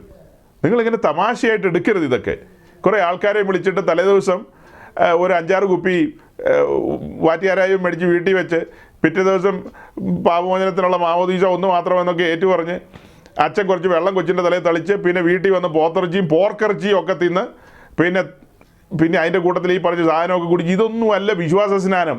എൻ്റെ ദൈവമേ, ഇതെങ്ങനെ പ്രസംഗിക്കും? ക്രൂശ് വെളിപ്പെടണം. ഏതെങ്കിലും കത്തനാരൊരു മരക്കുരിശോ പൊൻകുരിശോ വെള്ളിക്കുരിശോ ഇങ്ങനെ കാണിച്ചിട്ട് കാര്യമില്ല. ഇങ്ങനെ ഒന്നും കാണിച്ചിട്ട് കാര്യമില്ല. ക്രൂശ് വെളിപ്പെടണം. വെളിപ്പെടുമ്പോഴാണ് പിതാവ് തൻ്റെ ഏകജാതനായ പുത്രനെ കൈവിട്ട കാഴ്ച കാണുന്നത്, അവനെ തകർത്ത് കളഞ്ഞത്. രോമം കത്തിരിക്കുന്നവരുടെ മുമ്പാകെ അവൻ നിന്നത്, അറുക്കുവാൻ കൊണ്ടുപോകുന്നവരുടെ മുമ്പാകെ അവൻ നിന്നത്. ഒയ്യോ, ഭയങ്കര ഭയാനകം. ആർക്ക് വേണ്ടിയിട്ടാ? ഈ കൊച്ചിന് വേണ്ടിയിട്ടല്ലേ? ഈ കൊച്ചിനതെല്ലാം തിരിച്ചറിയാൻ കഴിയുന്നുണ്ടോ? ഈ കൊച്ചിനത് തിരിച്ചറിയാൻ കഴിഞ്ഞിട്ടില്ലെന്നേ. അത് തിരിച്ചറിയാൻ കഴിയാത്തതുകൊണ്ടാണ് അവൻ മുതിർന്നു വരുമ്പോൾ ചാരായക്കടയിൽ നിന്ന് ഇറങ്ങാൻ സമയമില്ലാത്തത്. ഇവൻ ചാരായക്കടയിൽ അട്ടിപ്പേർ കിടക്കുന്നതിൻ്റെ കാരണം എന്നാ? ഇവനിതൊന്നും മനസ്സിലായിട്ടില്ല. അപ്പോൾ വേറൊരു ഉദ്ദേശി ഇരുന്ന് ചാരായം കുടിക്കരുതേ എന്നൊരു അച്ചായി പാട്ട് പാടി. ചാരായം കുടിക്കരുതെന്ന് ഒരു അച്ചായി പാട്ട് പാടി. അതെല്ലാം മോട്ടിവേഷണൽ സ്പീച്ചുകളാണ്. ചാരായം കുടിക്കരുതേ അച്ചായ. അതായത് ഒരു നല്ലൊരു ജീവിതത്തെക്കുറിച്ചൊക്കെ ഉള്ള ഒരു ആഹ്വാനമാണ് അതിനകത്ത്. പാപത്തെക്കുറിച്ച് പ്രസംഗിക്കണമെന്നേ. പാപത്തെക്കുറിച്ച് പ്രസംഗിച്ച ആളുകളുടെ ഹൃദയം ഉഴുതുമറിക്കണം. അങ്ങനെ ഉഴുതുമറിച്ച ആളുകളെ ദൈവരാജ്യത്തിൽ കൊണ്ടുവരണം. അല്ലാതെ മോട്ടിവേഷണൽ സ്പീച്ചൊക്കെ നടത്തി 10,000 ലക്ഷങ്ങളോട് പ്രസംഗിച്ചു എന്നൊന്നും പറഞ്ഞിട്ട് ഒരു കാര്യമില്ല. എന്ത് റിസൾട്ട് ഉണ്ടായി? അത് പിന്നീടൊരു ദിവസം നമുക്ക് ചിന്തിക്കാം. നമ്മുടെ ഫ്യൂണറലൊക്കെ ഒന്ന് കഴിഞ്ഞോട്ടെ. ഫ്യൂണറലൊക്കെ കഴിഞ്ഞ് കഴിയുമ്പോൾ അതിനെക്കുറിച്ച് വിശദമായിട്ട് നമുക്ക് ചിന്തിക്കാം. ഒരു മനുഷ്യൻ്റെ ഓട്ടത്തെക്കുറിച്ചും ശുശ്രൂഷയെക്കുറിച്ചും ഒക്കെ ഇപ്പം നമ്മൾ വിലയിരുത്താൻ പോകുന്നത് ശരിയല്ല. കഴിയട്ടെ, നമുക്ക് വിലയിരുത്താം അതൊക്കെ. അപ്പം ഞാൻ എന്താ പറഞ്ഞു വന്നത്, ഈ പറയുന്ന സ്നാനമൊക്കെ അതിനൊക്കെ വലിയ ഗൗരവമുണ്ട്. ക്രൂശിനെ മുൻനിർത്തിക്കൊണ്ടല്ലേ സ്നാനത്തിലേക്ക് പോകുന്നത്. ഈ സ്നാനം എന്ന് പറയുന്നതിൻ്റെ ഗൗരവവും അതിൻ്റെ പവിത്രതയും അതിൻ്റെ മഹനീയതയൊക്കെ നമ്മൾ ഇത്ര ഗൗരവത്തിൽ പറയാൻ കാരണം എന്നാ? വലിയ കാരണമാണ്. ഇപ്പം നിങ്ങൾ ഈ പിക്ചറിലേക്ക് നോക്കുക. വാതിൽ തുറന്ന് കയറി വരുമ്പോൾ കാണുന്നത് യാഗപീഠമാണ്. യാഗപീഠം എന്ന് പറയുന്നത് വീണ്ടെടുപ്പിൻ്റെ ഇടമെന്ന് മനസ്സിലാക്കിക്കൊള്ളണം. ഓർത്തിരുന്നോണം, വീണ്ടെടുപ്പിൻ്റെ ഇടമാണത്. കാൽവറിയിലെ ക്രൂശാണത്. അതിൻ്റെ തൊട്ടുപുറകിലൊരു ഉപകരണം ഇരിപ്പുണ്ട്, അതാണ് താമ്രത്തൊട്ടി. ഓക്കെ, അതിൻ്റെ തൊട്ടുപുറകിലിരിക്കുന്ന ഉപകരണമാണ് പിച്ചളത്തൊട്ടി അഥവാ താമ്രത്തൊട്ടി അഥവാ ലേവർ എന്ന് പറയും. ആ വിഷയം നമ്മൾ പഠിക്കുമ്പോഴാണ് വിശ്വാസ സ്നാനത്തിൻ്റെ ആഴം മനസ്സിലാക്കുന്നത്. ഈ ആദ്യം കണ്ടത് എന്താ? യാഗപീഠമാണ്. യാഗപീഠം അതായത് ഈ പറയുന്ന തിരുനിവാസത്തിലെ ഏറ്റവും വലിപ്പമുള്ള ഉപകരണം അതാണ്. വാതിൽ തുറന്നാൽ ഒരാൾക്ക് ഈ യാഗപീഠം കാണാതെ അകത്തേക്ക് പ്രവേശനമില്ല. അതായത് ദൈവരാജ്യത്തിലേക്ക് പ്രവേശിക്കുന്നവൻ തൻ്റെ പുത്രൻ്റെ ബലിമരണം കണ്ടിട്ട് അകത്ത് വന്നാൽ മതി എന്നാണ് പിതാവ് ശാഠ്യം പിടിക്കുന്നത്. അല്ല, ഞാൻ പറഞ്ഞതുപോലെ നിങ്ങൾ 3x റമ്മും മറ്റേ റമ്മും ഒക്കെ മേടിച്ച് വീട്ടിൽ വെച്ചിട്ട് ഈ പറഞ്ഞ പോലെ കൊച്ചിനെ കൊണ്ടുപോയി കുറച്ച് വെള്ളം തളിച്ചിട്ട് കൊണ്ടുവന്ന് പോത്തിറച്ചി തിന്നുന്ന പരിപാടിയല്ലത്. ഞാൻ ഇച്ചിരി കഠിനമായിട്ട് പറയുക സഹോദരങ്ങളെ, എനിക്ക് ഭയങ്കര വിഷമം വരുന്നു. ദൈവദൂഷണം കാണുമ്പോൾ, ദൈവത്തെ നിന്ദിക്കുന്നത് കാണുമ്പോൾ. ദൈവവചനം ഇവിടെ വെളിപ്പെട്ട് നിൽക്കുകയാണ്. വളരെ ഗൗരവമായി വെളിപ്പെട്ട് നിൽക്കുകയാണ്. അന്നേരമാണ് നേരം പോക്കുകൾ കാണിക്കുന്ന ആളുകൾ. ഏതൊരു വ്യക്തിയും ദൈവരാജ്യത്തിലേക്ക് പ്രവേശിക്കുമ്പോൾ പിതാവ് തൻ്റെ ഏകജാതനായ പുത്രനെ തകർക്കുവാൻ ഏൽപ്പിച്ചു കൊടുത്ത ഇടം കാൽവറിയിലെ ക്രൂശിൻ്റെ ദർശനം. ആ ദർശനം പ്രാപിച്ചവൻ ദൈവരാജ്യത്തിൽ വന്നാൽ മതി. അങ്ങനെ ദൈവരാജ്യത്തിലേക്ക് വന്നു കഴിയുമ്പോൾ അടുത്ത പടിയാണ് വിശ്വാസ സ്നാനം. അടുത്ത സ്റ്റെപ്പ് എന്ന് പറയുന്നത് വിശ്വാസ സ്നാനമാണ്. ആ വിശ്വാസ സ്നാനത്തിന് ഇറങ്ങുന്നതിന് മുമ്പ് ആ വ്യക്തി ഒന്ന് തിരിഞ്ഞു നോക്കുകയാണെങ്കിൽ കാണുന്ന കാഴ്ച എന്താ? ഈ കത്തുന്ന യാഗപീഠം തന്നെയാണ്. സ്നാനത്തിലേക്ക് ഇറങ്ങുമ്പോഴും അവൻ്റെ കൺമുമ്പിൽ ഈ യാഗപീഠത്തിലെ തീ കത്തിക്കൊണ്ടിരിക്കുകയാണ് അല്ലേ? ഈ കാഴ്ച അവൻ്റെ കണ്ണിൻ്റെ മുമ്പിൽ നിന്ന് മായുന്നില്ല. ഈ കാഴ്ച എന്തിനാണ് ഇങ്ങനെ ബലിയായി തീർന്നത് ക്രിസ്തു? അതിന് സുവിശേഷങ്ങൾ പഠിക്കേണ്ടി വരും. ആ രാത്രിയിൽ ദൂതൻ എന്താ ആട്ടിടയന്മാരോട് പറഞ്ഞത്? സകല ജനത്തിനുണ്ടാകുവാനുള്ള മഹാസന്തോഷത്തെക്കുറിച്ചാണ്. അത് എന്ത് കാരണത്താലാ? അത് ഗബ്രിയേൽ മറിയോടാ പറഞ്ഞത്. അവൻ തൻ്റെ ജനത്തെ അവരുടെ പാപങ്ങളിൽ നിന്ന് മോചിക്കാനിരിക്കൊണ്ട് അവന് യേശു ക്രിസ്തു, അവന് യേശു എന്ന് പേരിടണം. അവൻ തൻ്റെ ജനത്തെ അവരുടെ പാപങ്ങളിൽ നിന്ന് മോചിക്കാനിരിക്കൊണ്ട് അവൻ യേശു എന്ന് പേരിടണം. ഈ കാര്യമാണ് ദൂതൻ വന്ന് ആട്ടിടയന്മാരോട് പറഞ്ഞത്. സകല ജനത്തിനുണ്ടാകുവാനുള്ള സന്തോഷം, മഹാസന്തോഷം. പാപത്തോടുള്ള ബന്ധത്തിൽ കാലങ്ങളായി ഈ യഹൂദന്മാർ ഈ ആടിനെയും പ്രാവിനെയും ഒക്കെ മേടിച്ച് മടുത്തു. പാപങ്ങളുടെ പൊറുതി ഇതുവരെ കിട്ടിയിട്ടില്ല. വീണ്ടും വീണ്ടും പാപത്തിൻ്റെ ഓർമ്മ വരികയാണ്. അതുപോലെ തന്നെ വിജാതീയരുടെ കാര്യത്തിൽ ഒന്നും പറയണ്ട. അങ്ങനെ ഇരിക്കുമ്പോഴാണ് ദൈവം ഈ രക്ഷാകര പദ്ധതി ഒരുക്കുന്നത്. കാലസമ്പൂർണതയിൽ തൻ്റെ പുത്രനെ അയക്കുകയാണ്. അങ്ങനെ ഈ രക്ഷ സാധിപ്പിച്ചെടുക്കുകയാണ്. ആ ബോധ്യത്തിലാണ് ഒരു വ്യക്തി സ്നാനത്തിലേക്ക് ഇറങ്ങുന്നത്. ആ ബോധ്യത്തിൽ ഈ കാഴ്ച കണ്ടുകൊണ്ടാണ് അവൻ സ്നാനത്തിലേക്ക് ഇറങ്ങുന്നത്. ഇതിൻ്റെ ഗൗരവം അവൻ്റെ ജീവാവസാനം വരെ ഇരിക്കണം. ഞാനൊരു നഷ്ടപ്പെട്ട പാപിയായിരുന്നു, എനിക്ക് വേണ്ടി ഒരുവൻ കനത്ത വില കൊടുത്ത് എന്നെ വീണ്ടെടുത്തിരിക്കുന്നു എന്ന തിരിച്ചറിവ് അവനുണ്ടാകണം. വില കൊടുത്ത് എന്നെ വീണ്ടെടുത്തിരിക്കുന്നു. അതൊന്നും ഒരു കൊച്ചുകൊച്ചിന് അറിയില്ലെന്നേ. അറിയില്ല. അതുകൊണ്ടാണ് ചില മിനിറ്റുകൾക്ക് മുമ്പ് ഞാൻ വളരെ റഫായിട്ട് സംസാരിച്ചത്. മാമോദീസയോടുള്ള ബന്ധത്തിൽ ഇന്ന് നസ്രാണി ലോകം കാട്ടിക്കൂട്ടുന്ന കോമാളിത്തരങ്ങൾ, അവരിതിൻ്റെ ഒന്നും ആഴവും ഗൗരവം അറിഞ്ഞിട്ടല്ല. ഇതിൻ്റെ ആഴം അറിഞ്ഞിട്ടാണോ? ക്രിസ്മസിന് എന്തുമാത്രം കള്ള കുടിച്ച് തീർക്കുന്നത് അല്ലേ? ഇരിങ്ങാലക്കുട രൂപതക്കാർ നമ്മൾ പറയാറില്ലേ? ഇരിങ്ങാലക്കുട പരിസരത്ത്, ചാലക്കുടി പരിസരത്ത്, പിന്നെ എവിടെ പാലായിൽ, ചങ്ങനാശ്ശേരിയിൽ, കൊല്ലത്ത്, ഇവിടങ്ങളിലൊക്കെ എന്തുമാത്രമാണ് കുടിക്കുന്നത്? ഏറ്റവും കൂടുതൽ ക്രിസ്ത്യാനികളുള്ള സ്ഥലമാണ്. ക്രിസ്തു എന്തിനാ ഭൂജാതനായത്? പാപത്തിൽ നിന്ന് ഉദ്ധരിക്കാൻ. അതിൻ്റെ പേരിൽ അവർ പാപം ചെയ്യുക. അപ്പം ഈ ആത്മീയ സത്യങ്ങൾ ഗ്രഹിക്കുന്നില്ല, ദൈവത്തിൻ്റെ കാര്യപരിപാടി മനസ്സിലാക്കുന്നില്ല. അപ്പോൾ സഹോദരങ്ങളെ, ഞാൻ വാക്കുകളെ ചുരുക്കുകയാണ്. ഈ റോമലേഖനം 6-ാം അധ്യായത്തിലേക്ക് വരുമ്പോൾ നമ്മൾ കാണുന്നത് പാപത്തിന് സമർപ്പിക്കപ്പെട്ട ശരീരത്തിലെ ഓരോ അവയവങ്ങളെയും ഇനി നീതിക്ക് സമർപ്പിക്കണം. സ്നാനത്തിൽ അതാണ് സംഭവിക്കുന്നത്. ഞാൻ പറഞ്ഞല്ലോ, മിസ്രൈം വിട്ട ഇസ്രായേൽ ചെങ്കടൽ കടക്കുന്നവരെ ഫറവോൻ്റെ ടെറിട്ടറിയിലാണ്. ഒരുവൻ രക്ഷിക്കപ്പെട്ടെന്ന് പറഞ്ഞാലും അവൻ്റെ ദേഹത്തിന്മേലും ദേഹിയുടെ മേലും സാത്താൻ ക്ലെയിം ചെയ്യും. സ്നാനത്തിന് ശേഷം ശൈത്താന് ക്ലെയിം ചെയ്യാനൊന്നുമില്ല. കാരണം ആ പഴയ മനുഷ്യനെ കല്ലറയിൽ അടക്കം ചെയ്തിരിക്കുകയാണ്. ഇപ്പോൾ ഉയർത്തെഴുന്നേറ്റ് വന്നിരിക്കുന്ന ഒരു പുതിയ മനുഷ്യനാണ്. ജീവന്റെ പുതുക്കത്തിൽ നടക്കാൻ ഒരു പുതുമനുഷ്യൻ ഉയർത്തെഴുന്നേറ്റ് വന്നിരിക്കുകയാണ്. ആ മനുഷ്യൻ്റെ മേൽ ശൈത്താന് ക്ലെയിം ചെയ്യാനൊന്നുമില്ല. ആ വ്യക്തി സ്നാനത്തോടുള്ള ബന്ധത്തിൽ നമ്മൾ പഠിച്ചിട്ടുള്ള കാര്യമാണ് റോമാലേഖനം 12-ാം അധ്യായത്തിൻ്റെ ആദ്യ വാക്യങ്ങൾ. എന്താ അവിടെ? നമ്മുടെ ശരീരത്തെ ജീവനും വിശുദ്ധിയുമുള്ള ഒരു യാഗമായി സമർപ്പിക്കണം. മനസ്സ് പുതുക്കി രൂപാന്തരപ്പെട്ട് ശരീരത്തെ ഒരു യാഗമായി ഏൽപ്പിച്ചു കൊടുക്കണം. അങ്ങനെയാണ് വിശ്വാസ സ്നാനത്തിലേക്ക് ഇറങ്ങിത്തിരിക്കുന്നത്. ഈ ശരീരം ഇനി പരിശുദ്ധാത്മാവിൻ്റെ മന്ദിരമാണ്. ഇത് ദൈവത്തിൻ്റെ ദൈവനിവാസമാണ്.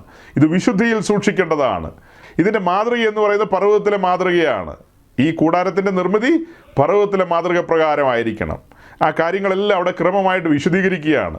അങ്ങനെ ആ ഒരു വിശദീകരണത്തോടെ, ആ ഒരു ബോധ്യത്തോടെയാണ് ഒരു വ്യക്തി വിശ്വാസ സ്നാനത്തിന് ഇറങ്ങിത്തിരിക്കുന്നത്. വളരെ ഗൗരവമായ, വളരെ അനുഗ്രഹിക്കപ്പെട്ട ഒരു ആത്മീയ പഠനമാണ് ഈ വിഷയത്തോടുള്ള ബന്ധത്തിൽ രക്ഷയും സ്നാനവും ഒക്കെ ചേർത്ത് വെച്ച് പഠിക്കുമ്പോൾ നമ്മൾ കാണുന്ന കാഴ്ച എന്ന് പറയുന്നത്. അതുകൊണ്ട് സഹോദരങ്ങളെ, ഇത് കൊച്ചുകുട്ടികളെ വെള്ളം തളിച്ചു കൊണ്ടുവരുന്ന ഒരു രീതിയല്ല. കൊച്ചുകുട്ടികളെ വെള്ളം തളിച്ച് കൊണ്ടുവരേണ്ട കാര്യമല്ല. ഞാൻ പറഞ്ഞല്ലോ, ഞങ്ങൾ കുറേ വീഡിയോസൊക്കെ നിങ്ങളെ കാണിക്കാനായിട്ട് താല്പര്യപ്പെട്ടിരുന്നു. അതിങ്ങനെ പറഞ്ഞു വന്നപ്പോൾ അതിലേക്ക് അങ്ങ് കണക്ട് ചെയ്യാനായിട്ട് സാധിച്ചില്ല. സാരമില്ല, ഇതിൻ്റെ കുറച്ചുകൂടെ കാര്യങ്ങൾ പറയാനുണ്ട്. ദൈവം അനുവദിച്ചാൽ, അവിടുത്തെ വരവ് താമസിച്ചാൽ നമുക്ക് അടുത്ത ആഴ്ച ആ കാര്യങ്ങളും കൂടെ പറയുന്ന കൂട്ടത്തിൽ ഇതിലെ ചില വിഷയങ്ങളും കൂടെ പറയാനുണ്ട്. ഈ കുഞ്ഞിനെ മാമോദീസ മുക്കുമ്പോൾ ആ മാമോദീസ തൊട്ടിയിൽ തളിക്കുന്ന മൂറോൻ്റെ കാര്യം പറഞ്ഞല്ലോ, മൂറോൻ്റെ കാര്യം. അതൊക്കെ ചില വിശദീകരണങ്ങളിലേക്ക് കൊണ്ടുവരാനുണ്ട്. അതിനെക്കുറിച്ചൊക്കെ ചില പ്രിയപ്പെട്ടവർ പറഞ്ഞു വന്നിട്ടുണ്ട്. നമുക്ക് അവരോടൊക്കെ വലിയ ചലഞ്ചിങ് ആയിട്ടുള്ള ചോദ്യങ്ങളുണ്ട്. ഏത് നട്ടപ്പാതിരായിക്കും നടുങ്ങി എഴുന്നേൽക്കുന്ന ചോദ്യങ്ങൾ നമ്മുടെ കയ്യിലുണ്ട്. ആ ചോദ്യങ്ങൾ ഇന്ന് റിലീസ് ചെയ്യുന്നില്ല. ചോദ്യങ്ങൾ അടുത്ത ആഴ്ചയിലേക്ക് വെച്ചിരിക്കുകയാണ്. ഒന്നിലധികം ചോദ്യങ്ങളുണ്ട് മൂറോനുമായി ബന്ധപ്പെട്ട്.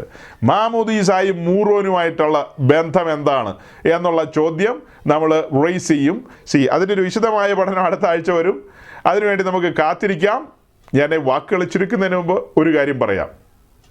വീണ്ടും ജനിക്കാത്ത ആരെങ്കിലും ഇത് കേൾക്കുന്നുണ്ടെങ്കിൽ, തികഞ്ഞ സ്നേഹത്തിലാണ് ഞങ്ങളിതെല്ലാം പറയുന്നത്. തികഞ്ഞ സ്നേഹത്തിൽ, ഹൃദയഭാരത്തോടെയാണ് ഇതെല്ലാം പറയുന്നത്. ഹൃദയഭാരത്തോടെ വരാൻ പോകുന്ന ന്യായവിധിയുടെ ഭയാനകത കൺമുമ്പിൽ കണ്ടുകൊണ്ടാണ് പറയുന്നത്. യഹോവയുടെ ഉഗ്രകോപം അത് കാൽവറി ക്രൂശിൽ വീണെങ്കിൽ, ആ ഉഗ്രകോപത്തിൽ നമ്മെ രക്ഷിക്കുവാൻ അവൻ ആ കോപം തൻ്റെ മേൽ ഏറ്റെടുത്തെങ്കിൽ, നമ്മളെ രക്ഷയിലേക്ക് പ്രവേശിച്ചില്ലെങ്കിൽ, നമ്മെ കാത്തിരിക്കുന്ന ഭയാനകമായ ന്യായവിധിയായിരിക്കും. ഇനി നമ്മുടെ മേൽ വീഴുന്നത് കുഞ്ഞാടിൻ്റെ കോപമായിരിക്കും. ഈ സത്യം കേട്ട് അത് കൈക്കൊണ്ട് ദൈവരാജ്യത്തിൽ പ്രവേശിക്കാത്ത ഏതൊരു വ്യക്തിയുടെ മേലും ഇനി കടന്നു വരാൻ പോകുന്നത് കുഞ്ഞാടിൻ്റെ കോപമായിരിക്കും. ആ കോപത്തിൽ നമ്മെ തടയുവാൻ ആർക്കും സാധിക്കില്ല. ഭയാനകമായിരിക്കും, ഭയപ്പെടുത്തുന്നതല്ല, അതൊരു സത്യമാണ്. സുവിശേഷ പ്രസംഗത്തിൻ്റെ ഭാഗമാണിതെല്ലാം. വരാൻ പോകുന്ന ന്യായവിധിയെക്കുറിച്ച് ഏറ്റവും ലളിതമായ ഒരു സൂചന തന്നിരിക്കുകയാണ്. എക്സോർവൈ ആരുമാകട്ടെ, വീണ്ടും ജനിക്കാത്ത ഏതൊരു വ്യക്തിയും തീപ്പൊയ്കയിലേക്കാണ് പോകുന്നതെന്ന ഭയാനകത കൺമുമ്പിൽ നിൽക്കുന്നതുകൊണ്ടാണ് ഞങ്ങളുടെ വാക്കുകളിലൊക്കെ ചില കാര്യങ്ങൾ റഫായിട്ട് പറയേണ്ടി വന്നത്. സദയം പൊറുക്കണമേ. നിങ്ങളെക്കുറിച്ചുള്ള സ്നേഹനിമിത്തം, നിങ്ങളെ ആ തീയിൽ നിന്ന് വലിച്ചെടുക്കുവാനുള്ള ഹൃദയത്തിലെ വെമ്പൽ നിമിത്തമാണ് ഞങ്ങൾ ഇത്രയും തുറന്ന് സംസാരിച്ചത്. അതൊരിക്കലും നിങ്ങളുടെ നാശത്തിനായിട്ട് പറഞ്ഞതല്ല, നിങ്ങളുടെ ക്ഷേമത്തിനായിട്ട് പറഞ്ഞതാണ്. നിങ്ങളെ ഉദ്ധരിക്കുവാൻ വേണ്ടി, നിങ്ങളെ ദൈവരാജ്യത്തിൽ കൊണ്ടുവരുവാൻ വേണ്ടി. ആ സ്നേഹം നിങ്ങൾ തിരിച്ചറിയണം. ആ കൃപ നിങ്ങൾ ആസ്വദിക്കണം. ആ കൃപയെ ഒരിക്കലും അവഗണിച്ചുകൊണ്ട്, അതിനെ മറന്നുകൊണ്ട് അല്ലെങ്കിൽ അവഗണിച്ചുകൊണ്ട് നിങ്ങൾ മടങ്ങിപ്പോകരുത്. ഈ കേൾക്കുന്ന വചനത്തിന് മുമ്പാകെ ഏൽപ്പിച്ചു കൊടുക്കുക. ദൈവം നിങ്ങളെ അനുഗ്രഹിക്കും.